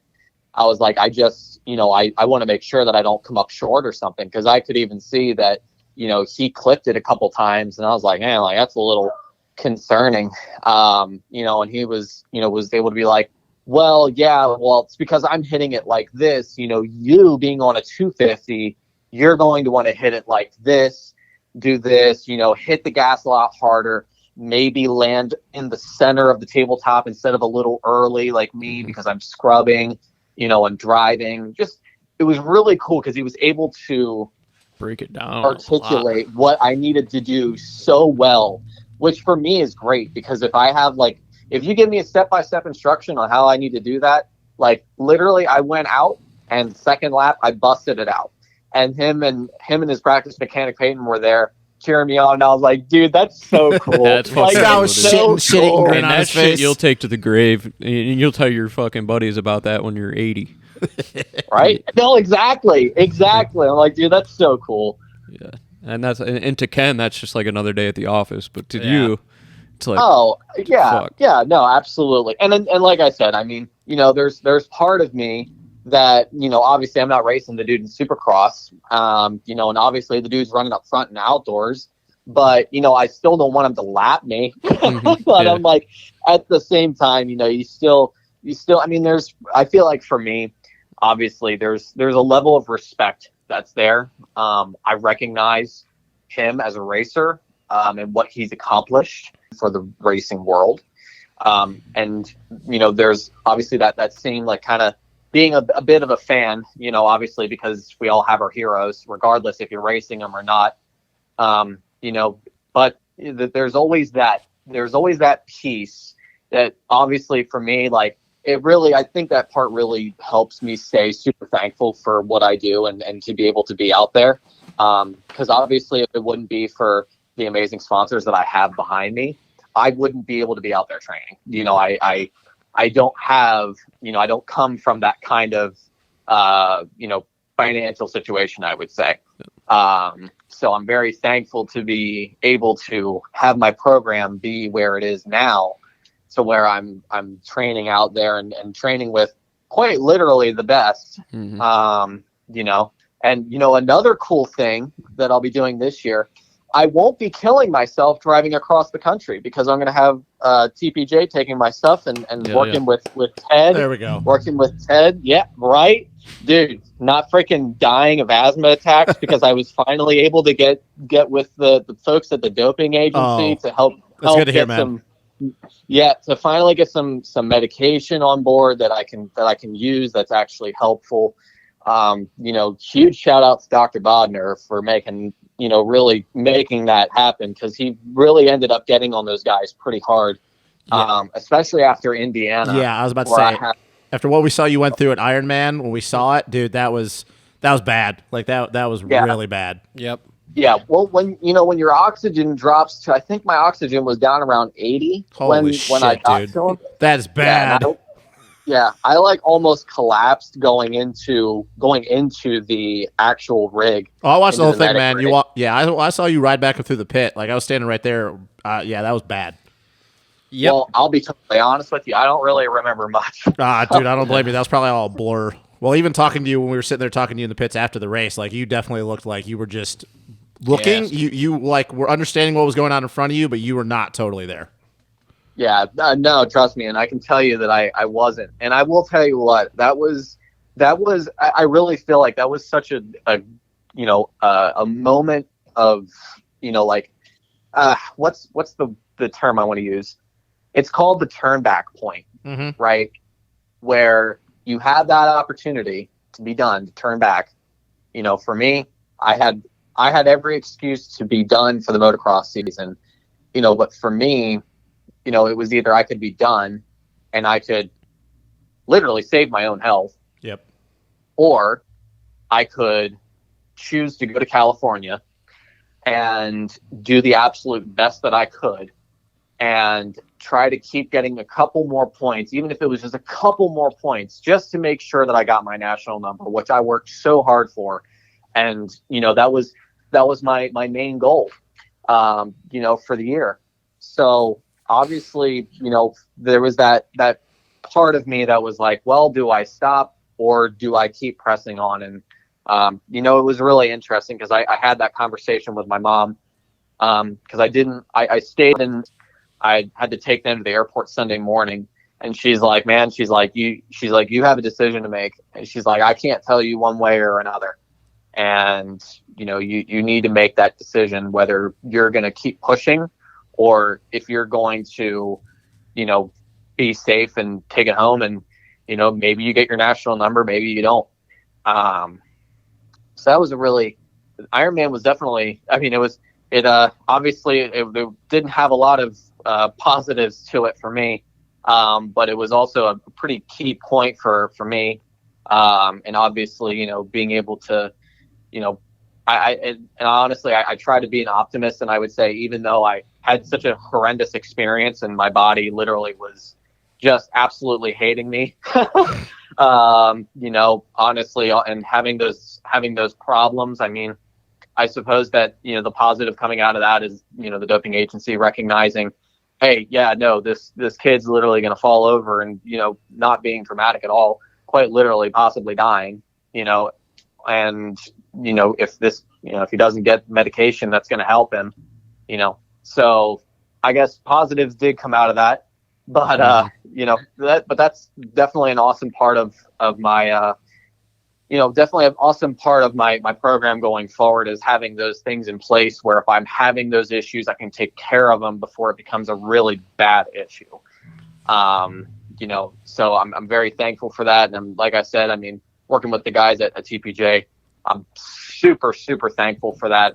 Not being able to recover, driving all over the place was freaking just brutal. And that's huge for me to be able to keep a consistent schedule, to be able to fly back and forth to the races, all that kind of stuff. I started working with Evan Nystrom out in Washougal, Washington, who's handling my my workout programs and my diet. So, really, it's like I said, I think I said this to you, Travis, probably a couple months ago. When 2022 rolls around, it's going to be a whole new Meshey. It's a whole new program, whole new thing. Brand new people. Well, that's the last thing before we let you go, bud, that we kind of wanted to call and ask you about. You kind of told us some of your what your plans are and stuff. So what are your goals for the 2022 Supercross season? Oh, for Supercross, man, I will tell you what. Obviously, I want to make sure that I'm on the main event gate every single time. Yep. Obviously, I feel like I ended my my first couple rounds on a decent note. I will say, going into the 450, a bit of a mistake, and I was way too green. Listen, I'll be the first to admit I was way too green for that, and I had way too high of expectations for myself. Just truthfully, because it was a monster. And I wasn't prepared for that. And that's okay, though, because it was a really eye-opening experience for me. And I know now what to expect going forward, especially since I raced Daytona and Atlanta in my series in the East Coast. So, for me, obviously making sure I'm on the main event gate every time. Obviously, I want to be pushing into the top 15. And, who knows, man? You guys saw last night, man, the pointy boys, those pointy whoops, man, were freaking taking guys down. So, hey, the pointy boys are out in full force, man. They're taking names, and I wouldn't be totally surprised in myself if I couldn't inch close to a top 10 by the end of the season, if I'm able to stay healthy and stay on two wheels, and obviously, continue to get good starts like I was in Supercross. That metal grate really seemed to work well for me. So that's kind of that's where I would like to see myself. Obviously, for me, I see myself really focusing on working on things that were a weakness for me in 21, which was the whoops. Quite clearly for me was whoops. Obviously kind of a lack of experience, and just something I've been spending a ton of time on since I started riding Supercross again. Obviously I can hit the rhythms no problem, and sometimes with the help of Kenny, to give me a nice little nudge. Hey, I was just gonna say, hopefully he nudges you again for some whoops or something, because that dude, he's a wide god open through those things, man. Exactly, man, wide open. Pretty much, I figured if I can just be like James Stewart and just literally don't worry about down anywhere. You just see an 84 just pitching side to side the whole entire time. Yeah, the balls on that man. Oh boy. All right. Well, Scott, we appreciate you picking up, man. Really. Thank you so Always much. good interview, man. Yep. And good luck. Be safe with your training here because we need to see you make it to Minneapolis. Yeah, we need that. I will actually be in Minneapolis, so we probably should try to grab dinner or something Friday night or something before the race. So I'm 100% down, man. We'll definitely stay in touch. I'll keep her on two wheels. I'm gonna keep the Instagram reels rolling. Yes, sir. And Yes. season 2, episode 1 of the Privateer Path will There be you coming go. soon. Look at Yes. this man. Just knows how to market Dude, himself. you should. Well, he's talking brand new, right? You should do a reel to that Lil Wayne song, brand new. Oh, God. oh boy, here we go. Okay. All right, Scott Meshey, everybody. Scott Meshey. Thanks, buddy. We appreciate it. We will talk to you soon. All right. See you later, bud. Awesome. Sounds great. Y'all make sure you stay safe and stay warm up there. And y'all have a good one. Will do. Thanks, See ya, buddy. buddy. See ya. Bye. Later. All right, Scott Meshey, everyone. We need to take a quick I like break. that guy. Because this memory card keeps saying right air, like it's writing, but it says right air. So we're Then going we'll to get back swap. to 250. We, Boom. We do have audio. we will be right back. All right, and we're back. Last section of the show here. We are going to talk 250s. Okay, so let's start with Christian Craig. Pretty much perfect day for him. Anybody surprised by this? Well, I definitely didn't pick him as a winner. I mean, he did this last year in Houston. Yeah, but still, I didn't pick him as a winner. I kind of did. He comes out swinging at the Yeah. first. I'll be real time. honest with you, though. Unfortunately, now that we know that Colt Nichols is out with 2 broken arms, Craig's a favorite, man. see, that's what I was just about to ask. Is he really the favorite, though? I mean, I understand that a lot of these dudes. Well, and my thing is, and I said this too with Colt's injury, which is super unfortunate because I I feel like so Colt bad. Nichols a lot, Yeah. man. And that really kind of like a. it kind of broke my heart. Like I don't know, it's weird that That's just Colt's luck. How shitty is it, though? And I said this to the Justin Cooper thing. None of us are Justin Cooper fans, but how shitty is it that he's got to move to the 450 and he's never going to be able to defend his number 1 title? He's not going to move Colt to Nichols as 450. well? He has to. He has no choice. They'll change the rule. They It's the won't. AMA. He's bet got money. He's got. You yes, think, you he's think going- Star, he you will think ri- Star will go he in will and say not- something? oh, yeah. He will I don't doubt that. AMA will change it. There's no No. way he's riding 450 I next year. guarantee you. Because he's not even going to probably ride outdoors. Unless he's inked already. Bro, he's going to come back in June. There's no way he doesn't ride outdoors. He's not going to go the You whole think- year you without think getting he's inked paid. already? Huh? You think he's inked? I don't think he's No. inked, but he's I don't going think to he is. 450. No, he's not. I guarantee. Bet. How I much you want to guarantee bet? it. I'm How not much going you to bet wanna anything. I'll bet you I $100 he does not ride guarantee- 450 next he year. doesn't Right? have a there choice. might be some weird shit like that. Who's going to do it? Bobby Regan? Yeah. How many times did they fucking change the MXGP rules to keep Hurlings in the 250 Jeffrey class? Hurlings is So a shut completely the different fuck up. person. No, Justin it's Cooper not. is not popular. They Jeffrey do Hurlings they was. do But this, I think they Star do this all the Racing time. has the Star power Racing to- has I'm the telling pull. you- He's not racing Then what is 450. that? They're He's going to not have to going- come up. I guarantee he rides 450 next year. He has no choice. Because if he even rides a lick of outdoors, which at 6 months, it's going to probably put him back. It's going to put him back in June. At least 6 months. The Yeah, bone so he he's broke a- in his foot is the same thing as Yeah, like it's a a Liz navicular. Frank. It's I know. got no I fucking know. blood So, flow. okay, so he they're comes back saying in at July. least 6 months. He comes back in July. He comes back Maybe. for the midway point of outdoors, whatever. Maybe. I guarantee if he rides any outdoors and does even any just good at all, he's going to move to the 450. He has no Not- choice. I don't know. Unless he's got a 450 deal inked already, he will be back on a Star 250 next year. It's not his choice. He's pointing out. But He's not. I'm guys, telling you, he's going to. but what we're saying They're is gonna guys have change there have been times where guys have pointed out before, and you know that. Yes. In the rule just magically changes. But here's the thing. Think about those guys. Go back and think about those guys that pointed out. They were different people. Justin Cooper is Martin not a Davalos popular. is all right, hold different. on. He's a popular guy, though. Let me give you a But Martin modern day Davalos never had a example. title, and Cooper does. Let me give you a modern. But Justin Cooper's not I'll popular. give you a modern day example. Vince Freeze should not be allowed to ride the 250 class this year, But that's according going to backwards. the rules. But that's going backwards. according to the rules. But it's according backwards. to the rules. But it's going backwards. Doesn't he's going matter. back. So but he's why going can't- backwards. But I bet you they won't let Bogle or somebody like that go back. According to the rule, no, they probably would too. Vince Freeze because doesn't the win on a AMA 450. will bend. But Vince Freeze doesn't ride. It doesn't he doesn't matter. win on a 450. According to the rules, I know the rules. he I is understand the not rules. supposed to be able to because of the amount of points Yes, he I has know. scored in 450s last Yeah, however many I know. years. He should not be able to go I back think and where ride the Travis 250 is class. going with this is rules in the AMA and American Yeah, they're- Supercross they're- The don't AMA fucking never matter. changed. Yeah, I It understand. doesn't That. matter They're what- not transparent. But the thing that I'm trying to tell you is that you can't compare Vince Freeze and Justin Cooper. Vince Freeze doesn't win on a 450. Justin Cooper does. They're trying to get all of these guys out. that Justin have Cooper won. will not win on a fucking 450. Sorry. I didn't say he did. That's not what I'm saying. What I'm saying is Vince Freeze doesn't win on a 450. So him going back to the 250 is not a big deal. Here- Justin Cooper wins on a 250. So him going to the 450, they're trying to push him out because they're trying to get all these dudes that win all the time or they've been around Except for a while. for Star isn't going to want him out because he didn't get any I chance don't to ride think Bobby Supercross Riggs gives a this fuck. year. I think Star goes to bat. I don't think they care. Is that your major point? Is that Yeah. Star But is why going to go to bat? Star- don't need to. Star is going to go to bat, and the AMA is going to be like, okay, sweet, no problem. Just like What all about these Christian fucking Craig? places. Christian Craig, okay, he goes to the 450. That's the same argument. What do you mean? If he goes to the 450 because this is his last year, he has no choice anymore. He has points pointed out too? He points out at the end of this year. So does Okay. Jeremy So Martin. that's Yeah. 3 dudes pointing out. Okay, That's so the then whole you got Star you. team. So you still got Dylan Ferendis, you got Eli Tomac on the 450, and then you're also going to have Nate Thrasher. You got Danger Boy coming up. You got Romano. If your whole argument is based on the fact that Bobby Regan so Colt Nichols has to point out too. You're going to tell me that Bobby Regan is literally going to go to the AMA and he's going to fucking try to figure out a way for his whole damn team to not point out? There's no way. He's I not think going to he's gonna figure out a try. way to get the whole damn team That to would not be the point out. only way. First off, as far as I know, Craig's already got a 450 deal. Yeah, it's going to be with Okay.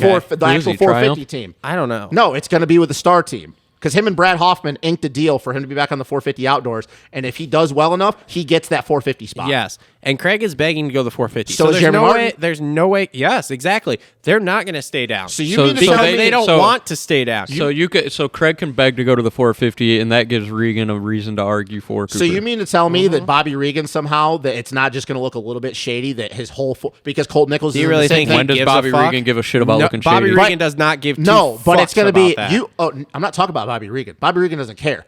You don't think the whole entire pits? Hold on, stop. Isn't that what he just said? No, You that's think- not what you I think said. That's not going to look weird for Bobby Regan? No, and the then we whole say pits- Bobby Regan doesn't give a shit, and he's like, no, that's not what I'm saying. What I'm Those are saying exact is the words that whole just came out of pits- your mouth. Justin's fired up. You guys He's really don't. You fired don't up listen here. to me when words come out of my mouth. You're Yes, only hearing I what you want to. do. You're only hearing what you want to hear. ahead. You don't think You the have my whole full pits. attention. You don't think the whole pits because that's 4 of Bobby's guys that have to go up to the 450 next year full time. They have no Yep. choice. J. Mark, Colt Nichols, Justin Cooper, and Christian Craig. Mm-hmm. You don't think that if all of his guys somehow stay in the 250 class, no matter what they do, that the pits aren't going to fucking cause a stink? No. And you're fucking No, high. they're I mean, gonna they be, might, They'll but- they'll be pissed, but And they're going to put up more of a stink, and they're going to bitch and moan at the AMA, and then they're going to outrule him because it's going to be more teams. Nope. I bet you it does happen. No, There's no I- fucking way 4 of his dudes I will that bet are you have it- to point out. and I I, will think bet- they figure out how to spin it to where it'll benefit the other teams as well.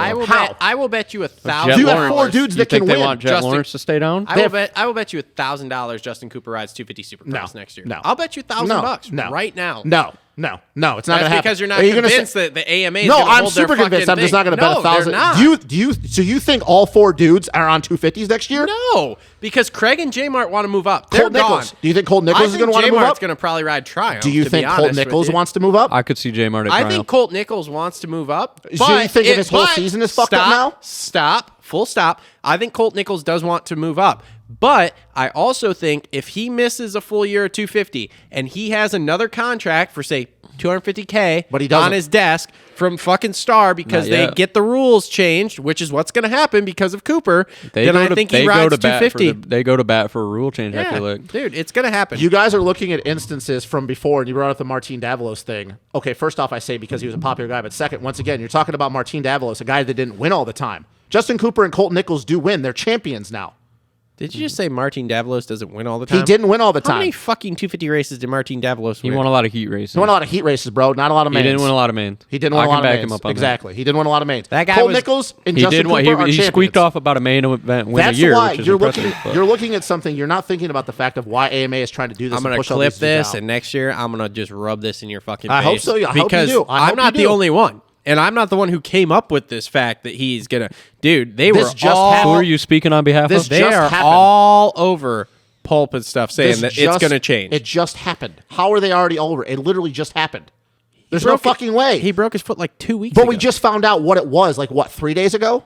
Yeah, but they knew he was gonna miss 6 months from the time he broke his foot. I don't believe that they all knew that. There's no way because the thing didn't come out. When Everybody did was the saying incident- from the time he got hurt They that he knew was it was a going to Liz miss Frank- they knew it was at a Liz least Frank injury. SX, if not SX. Yeah, because he and came MX. out and told them, but he didn't tell them it was a Liz Frank injury. Well, that's fine. It doesn't matter. They knew he was going to miss all of Supercross, if not all of Supercross and Moto. The first thing I heard about this was that he wasn't going to ride all year. yeah, I know. I remember saying when we were talking in the group text about saying, "Oh, he's going to miss all of Supercross." I Yeah. know that. I saw the tweet or the Instagram post Uh-huh. right away. But my point is that it's one thing if you're talking about Justin Cooper, but now you're talking about almost all 4 of his top guys that he's going to go make a stink about that if they can't move up. J-Mart, probably different. Craig, but Colt Nichols and Justin Cooper, there's just no way. There's just no fucking way. There's no way.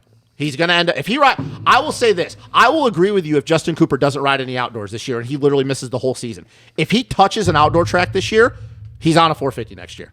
I don't think so. Not unless he's got some super sick deal lined up. It's not going to matter from his If he has some super sick deal, yes. But if he doesn't have a super sick deal, he will be back on Star 250 next year. No, same thing You with guys Cole. aren't swaying each other. Let's go to the next. Because I could sit here and say the same thing over and over again. Because And you guys, so is he. He's saying the same Yeah, thing and you're over and giving over again. You instances guys of aren't stuff even that's going not to the agree on same that. thing. AMA has never fucking held to a rule to save their fucking life. So why are they going to do it now? because they're trying to get these dudes out that win all the time on the 250s.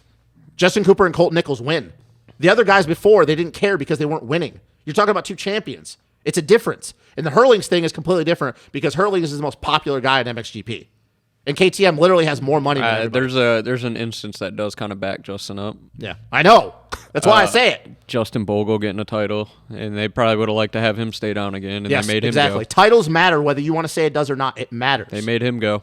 And he was not, at his Justin points, Bogle wasn't hurt when he defended his title, was he? he didn't race. He literally won a title and He pointed won a out the next title, year. pointed out, and they moved him up. Okay. Yeah. Great. So that's an instance of a guy that won a title and he didn't have a choice. He didn't want to go to the 450 next year. I think what you're kind of trying to say is that they're looking at, this is a number one plate. We want to sell more tickets. Let's move a number one plate guy Yes. into the big dog class. Yes. That is my only argument. Has nothing to There you do go. with Bobby Regan.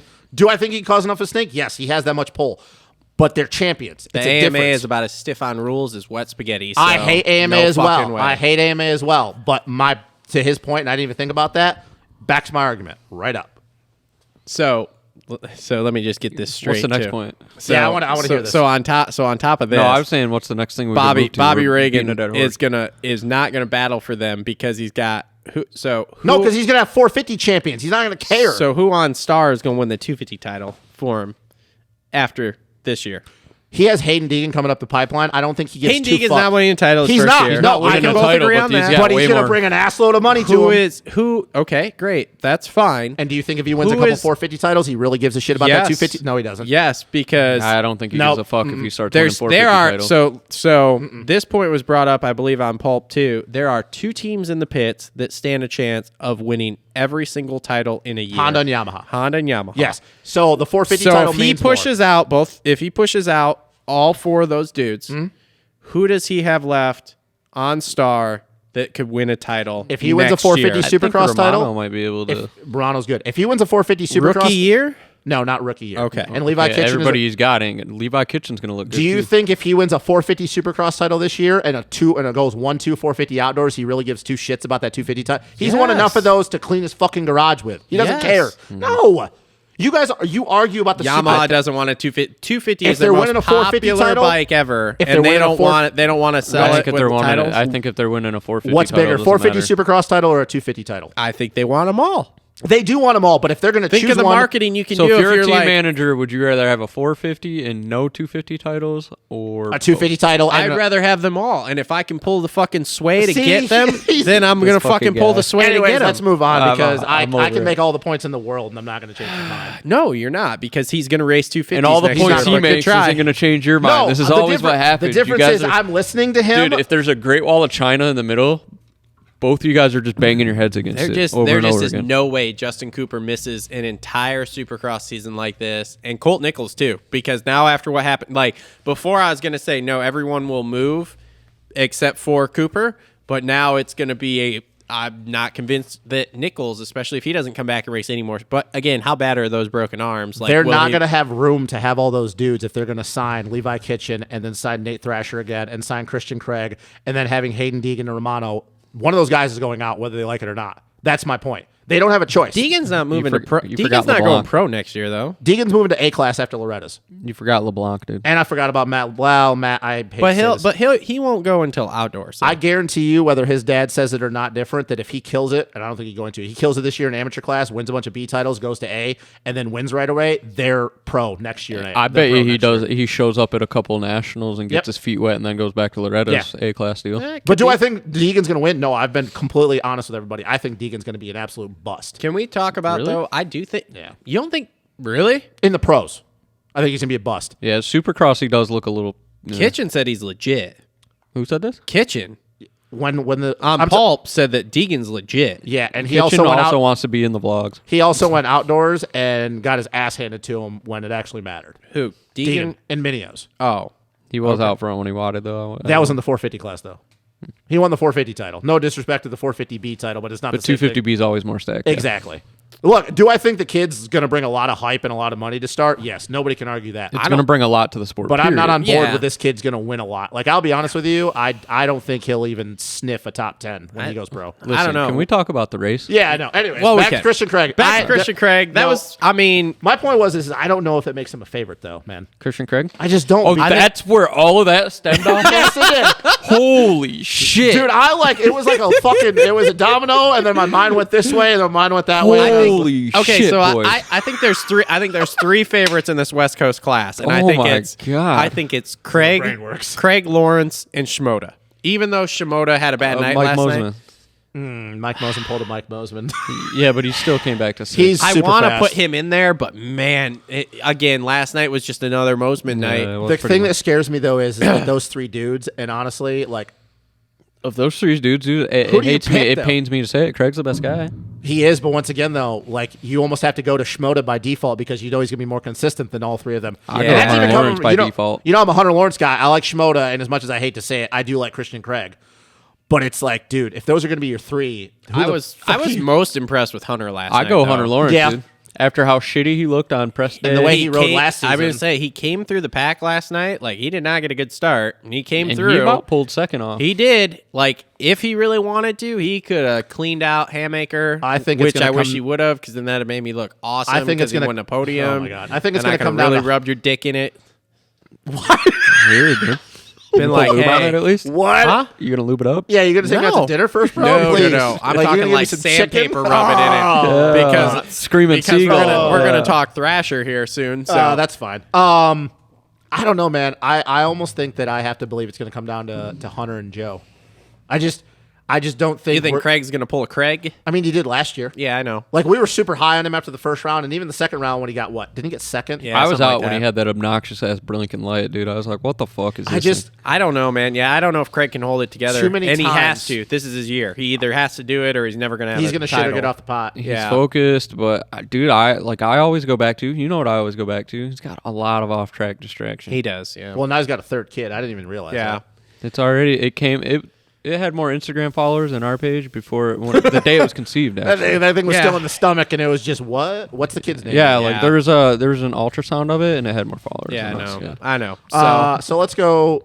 There's nothing really else to say. I mean, no. I mean, I truly believe he's the clear favorite now. he's got to be, man. But that's the thing, though, is that gonna weigh on him, though?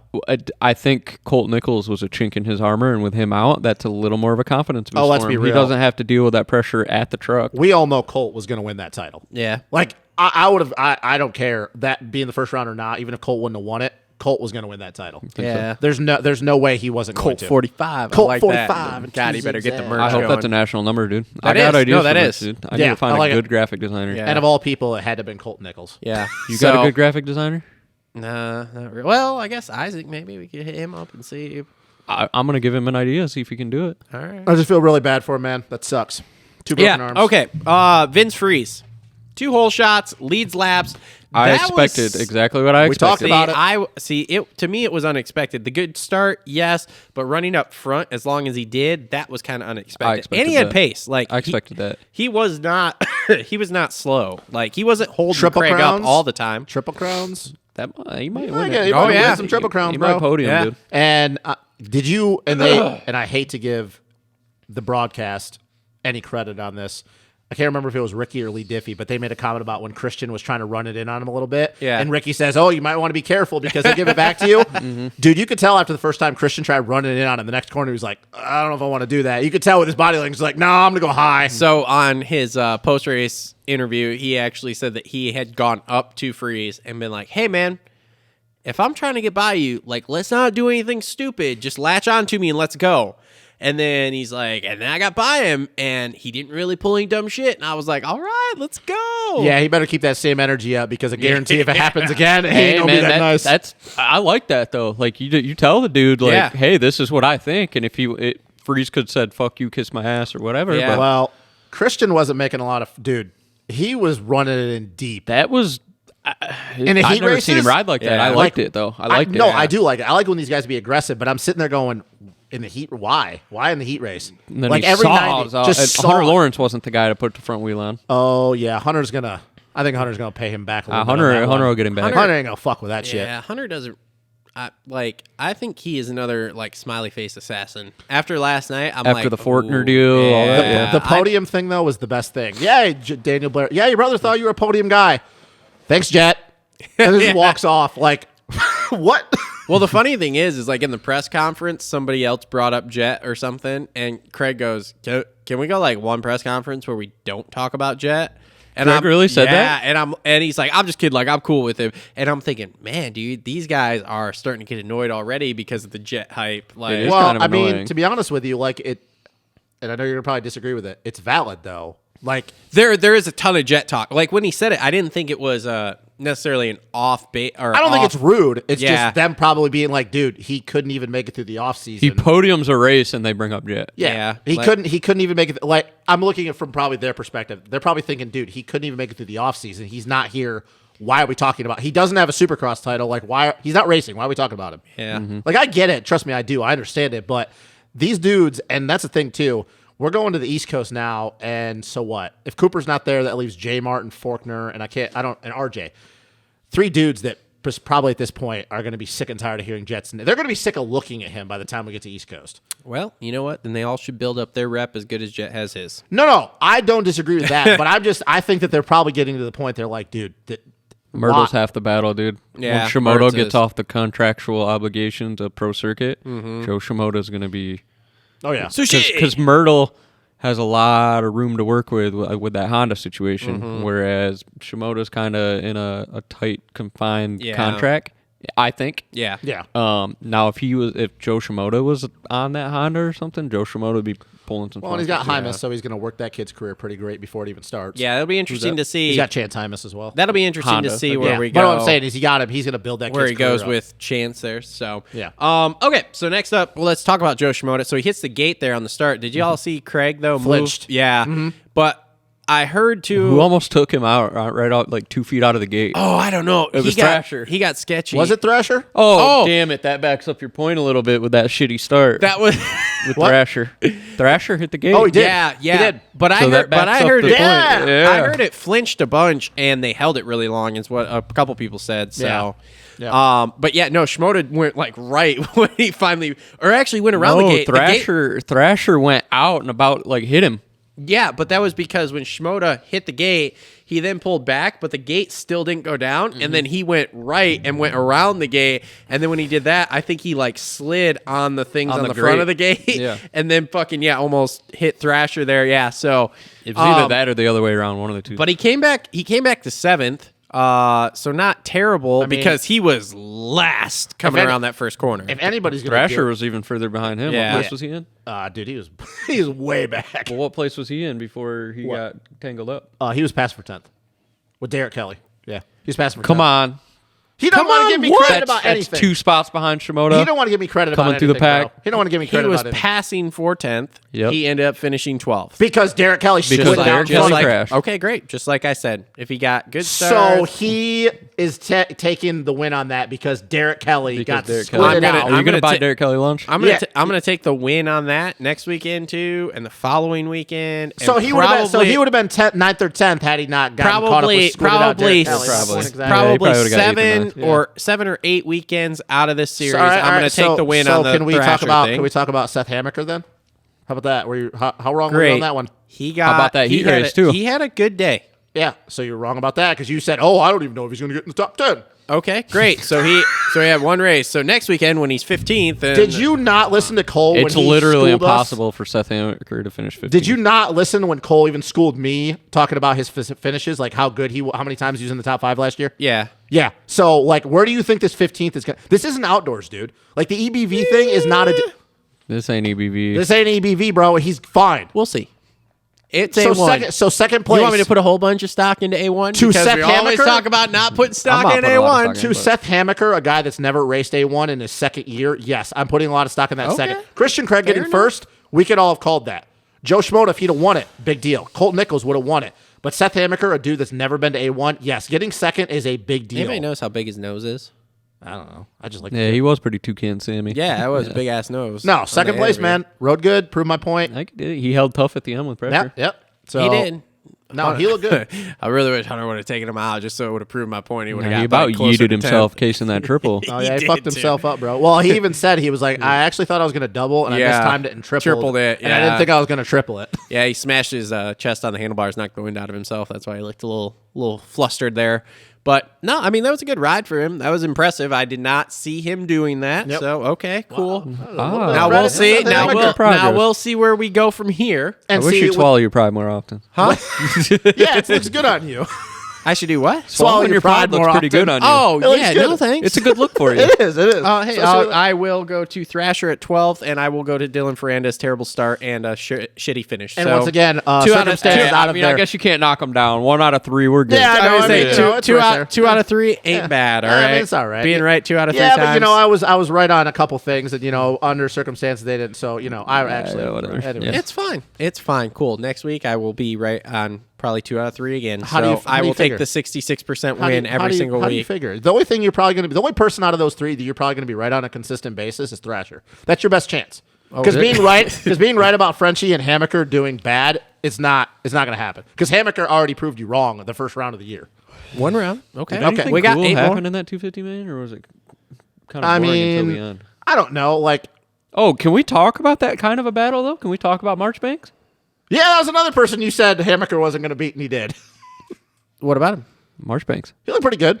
4th place. I mean, I think he faded. He's a still little not bit. a championship contender like you were saying. No, definitely not. Did you hear him in the press conference? He's like, No. "Yeah, I'm gonna win a championship." No, you're not. And then Anton was like, "So I hear I see your wrist is bandaged up there," and he's like, "Oh yeah, I just got a sprained wrist." But Can we talk about his haircut?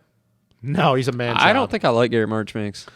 I used to like him when he was on He's- Cowie's as a kid, but Yeah, he's I don't think I like what he's trying Did to you be guys like about. I that don't gear know. they had? no. The FXR, that pink and blue stuff? It's You don't like different. that? I don't know if I like like FXR. it. Eh, I like was the, okay. I always like the bikes, the way the bikes look. I don't like the way the gear. The bikes are cool, but that's way too much white for me to keep clean, so I'm out. Um, Not changing the blue crew to that design. no, he's definitely. I hate to break it to you, Garrett. You're not a title contender, not at all. I think he's going to be a top 5 guy all year, though.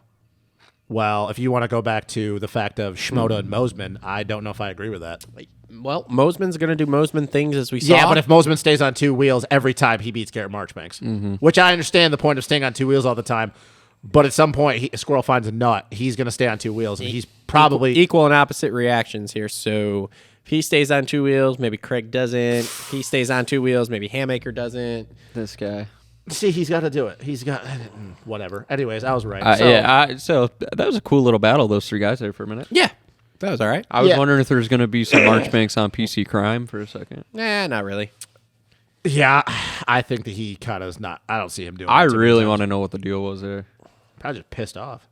Probably just pissed He off at must Mitch. have really had to do something to pitch. Which piss is funny Mitch because off. it was his own fucking fault of why he didn't end up with a ride, like him and his agent. It's Yeah. not anybody else's fault but his own. No. Super impressed with Robbie Wageman. Yeah. And I Eighth place. talked about that in the. I He's wish a I had racer. picked him. I Don't dwell on his practice stunts. I said that in the fantasy pod. Well, I told you I was really high on him. I think he's gonna do well the whole entire year. I fucked up and I went against my advice, and you guys convinced me with the whole swole thing. By the way, fuck both of you for that one. And I went also against had Wageman. swole. Yep. I was out after practice. Sorry Yeah. that my picks, the rest of them were better than yours, and I I- spanked look, you by man. 50 points. Yeah, whatever, bro. Oh, Wageman was speaking good. of picks, we never got to the Bogle subject. Oh, well, that's okay. Yeah, we'll talk about it. That's God, fine. that was sad. Wageman, I'm so though- glad he didn't stall his bike though. Anybody else think Mosman had a chance at winning that race and then just did Man. Mosman things? I think he could have won that. I think he could have won, but He was so fast in practice. he was. But then again, That it was heat kind of race like was good, too. It was kind of like Mookie I mean, fever. you're going so fast that you notice that those wheels aren't the same color as bike. Yeah, I hate watching him just because of those wheels. I know it was. I don't like him. No, Yeah. but he rode good. I mean, he kind of does what Mosman always does. Like he's just super fast, but just can't. They were just stupid stuff. Yeah, he kind of. Just stupid tip overs and stuff. Okay. Carson Mumford had a good start in that first heat race. Hey, did you see before that it got Suzuki red pull a flagged. Holy Yeah, boys? dude, that was wild. I was like, Yeah, holy shit. Opposite my guy Dylan fucking Schwartz. Oh, Dylan Yeah, Schwartz go on that. barely getting in. I told you guys he's an outdoor guy. I will never pick him for Supercross. He needs to just not ride Supercross. yeah, that was rough. Watching the Outdoors only. LCQ was rough. Like, bro, I'm like, what are you gonna do? Whatever. Yeah. Can't be All right right. about everything. Um, Nikkei Theory had a pretty good night for a while. Yeah? Was inside the top 10. 10. Yeah, he was He running. finished top 10. Did he get it 10th? What did he get? 10th? Ninth. Ninth? Eighth or ninth, I think. Well, when him and what was it? Was it Joe? When Mitchell started fading a little bit and they got her on Mitchell. Was it Joe? I think it was Joe. It was either Joe or Mosman. He was in 8th because he passed Mitchell because Mitchell was in 8th. I mean, that's pretty impressive. I mean, considering last year, he barely made mains. yeah. So, I mean, I guess all that hype that people were talking about in the offseason, like it was real. Yeah. So, I mean, good for him. Good, yeah, good for him. Yep. Good for him. I mean, nobody else really stuck out to me. I was very upset with the way Derek Kelly rode. Normally, he doesn't make those kind of mistakes. I feel like he has all the time. A lot. I feel And like- I think the Nets kind of ruined him. That took a Yeah. lot of time. I don't Yeah, know. I that mean, did take him time to get out of that net. you mean like a Blake Baggett situation? Well, it wasn't quite Spider-Man in Spider it, Monkey. No, I mean, was there anybody else? but not really. I mean, we got Cole Thompson, Dylan Schwartz, Cole Thompson Surratt, did all right. Yeah. Walsh, Logan Carno, Dylan Carno Walsh. and Connie Dylan Carney Walsh is coming cool. back riding Supercross. That's cool for him. Yeah, good for him. It's a Schlosser, Hunter Schlosser, Amarine. Caden Amarine, first Supercross race. Good for him, making the mains. Did Sanford make it? No. Nope. No. Devin Harriman, 22nd. Devin Harryman. We definitely know that Chris Prebula didn't make it in because he didn't even make it through practice. Was he at Buck Bash? I think it's a Toledo thing. Oh, I thought- No, I think it's a Toledo, Ohio thing. You think it's an Ohio thing? Yeah, I mean, they go to their first Supercrosses, get hurt in the whoops, and they're done. Never do it again. Yeah, probably. Yeah, I don't think he's going to be in Oakland. I'll be really shocked if he shows up. Dislocated shoulder. Yeah. Yeah. That was bad. The other Toledo guy hurt his knee in the whoops and never did Supercross again. I'm not being a dick. I'm just spitting I facts. know, but it's just funny. Just bazinga. What? Nothing. Whoops are gnarly, man. You don't watch The Big Bang Theory? Bazooka. Bazooka. No, Bazinga. I don't know what the hell you guys are talking Oh, you gotta about. watch The Big Bang Theory. It's just dude. funny. Okay, so you get it. So it's funny. Yeah. It's funny. Okay, whatever. It's funny. you fucking nerds. fucking nerds. All right, we have been at this for a long ass time. All right, so, so- anything else with the 250 class? All right, No, let's no. get into some bold predictions. Yeah. What are we just picking winners? We got anything else? Nope. Let's Deal? just pick winners. can't Cooper think- Webb is going to win Oakland. Not really, man. There might be stuff that comes out during the week after this. All right. I'm gonna say, So yeah. who's your 250-450 winner? Cooper Webb's going to win, and I think Keep in mind this race is always soft. Yeah. It's very, very soft. Webb. Well, won. no, what I'm saying is Last time I was at Oakland, Webb won. And Yeah. So Webb will win, and Hunter Lawrence will win. Okay. You? Yeah. I do like that. I like that. Hunter Lawrence, I would love to see him win, actually. I don't think Craig can do a soft Supercross track. Okay. But it will be interesting to see if Craig does get a little better on a soft Supercross track because of the whole star deal. In Florida. Yes. They talked about that a lot in the press conference. Except it's definitely it's different soft though. That dirt at Florida Yeah, is a lot. It is different. So I don't know. That'll be I mean, I interesting. definitely get what you're saying. I don't disagree, but Okay, that'll be interesting. Yep. 450 class. Oh man, I say Jason Anderson gets a little bit of revenge on Barcia. Oh. I think it comes at some point in the day. okay. If not, I'll be really surprised. But that'll be a high road for Anderson, really. Yep. Man, I think Sexton wins. As much as I hate to say it, man. Interesting. I'm gonna go bold. I'm gonna go. Even though I love to see the Hunter Lawrence thing, I would love to see Hunter get a win because I think that if I want to pick a favorite, I think with how soft we think it's gonna get, I think that Hunter is probably the best guy in ruts of anybody there. And just with his line selection. But dude, at some point, Michael Mosman has got to win a fucking race. At some fucking point, dude. How many times last year, outdoors included, did he almost? And it'll be interesting to see when he finally does get that win. Is what it he does gonna? with Is it gonna keep the ball rolling? You know Yeah. what I'm saying though? Like you guys, at some point, he's got to win a race. Right? Yeah. Like Oh, yeah. So, dude, just to your point about him, could he have won? Had he? I just got to pick Mosman because at some point, I almost feel bad for the kid. Like it's gonna start becoming a running joke if he cannot win. Like Michael Mosman, pull the Michael Mosman. Michael Mosman, I pick him in the 250. And man, I like Jason Anderson vibes I right now. do, I'm I liking the do. Jason I Anderson vibes. And you know what? Even though I know the dirt is completely different, Actually, you know what? I'm going to take it back. Anderson's my guy because remember that ride he put in passing Ken on the last lap? that was just about 2019. What was that? 2019, right? Yep. Okay. He Where rode the shit out of everybody, that the track. entire main, took out like 12 dudes because how gnarly the track was. Yep. Like Weston Sealy Pike was winning it, Weston went Pike down. almost died going past the. Okay, Yep. I got Mosman, and I'm digging the Anderson vibes right now, man. I'm not going as right. like I said. I'm not saying championship, but dude, I'm just digging the Anderson vibes right now. I like it. Okay. I like it. So Mosman and Anderson. All right. I'm going to go Moseman and Anderson too every weekend until they win. Or until we get to the East Coast. No, and then I I'm gotta pick 100 somebody Worx else. and Anderson right now. So. Yeah, All right. and I think those are all good picks. Cool. All right. Well, this has been episode number 185. Thanks Wow. to all our. I know, dude. We're getting close to 200. Thanks to all our sponsors. Thanks to Energy Fuel, Premier Custom Trailers, TLR Coatings. Let me flip the page here. Wow. It's a good problem to have. Alias Sport, Dirt Bike Depot, JT Cycle, Adept Creative Co, Gutter Works, Isaac Nelson Designs, and Clutch Media. Look for that video this week. Yep. Look for the video this week. Make sure to check out the Fantasy Podcast, too. We will be back next week to wrap up the Oakland show. So thanks for tuning in, everyone. Look for the fantasy show this week. Yep. Thanks for tuning in, everyone. And we will see everyone next week. Later. Later. I could be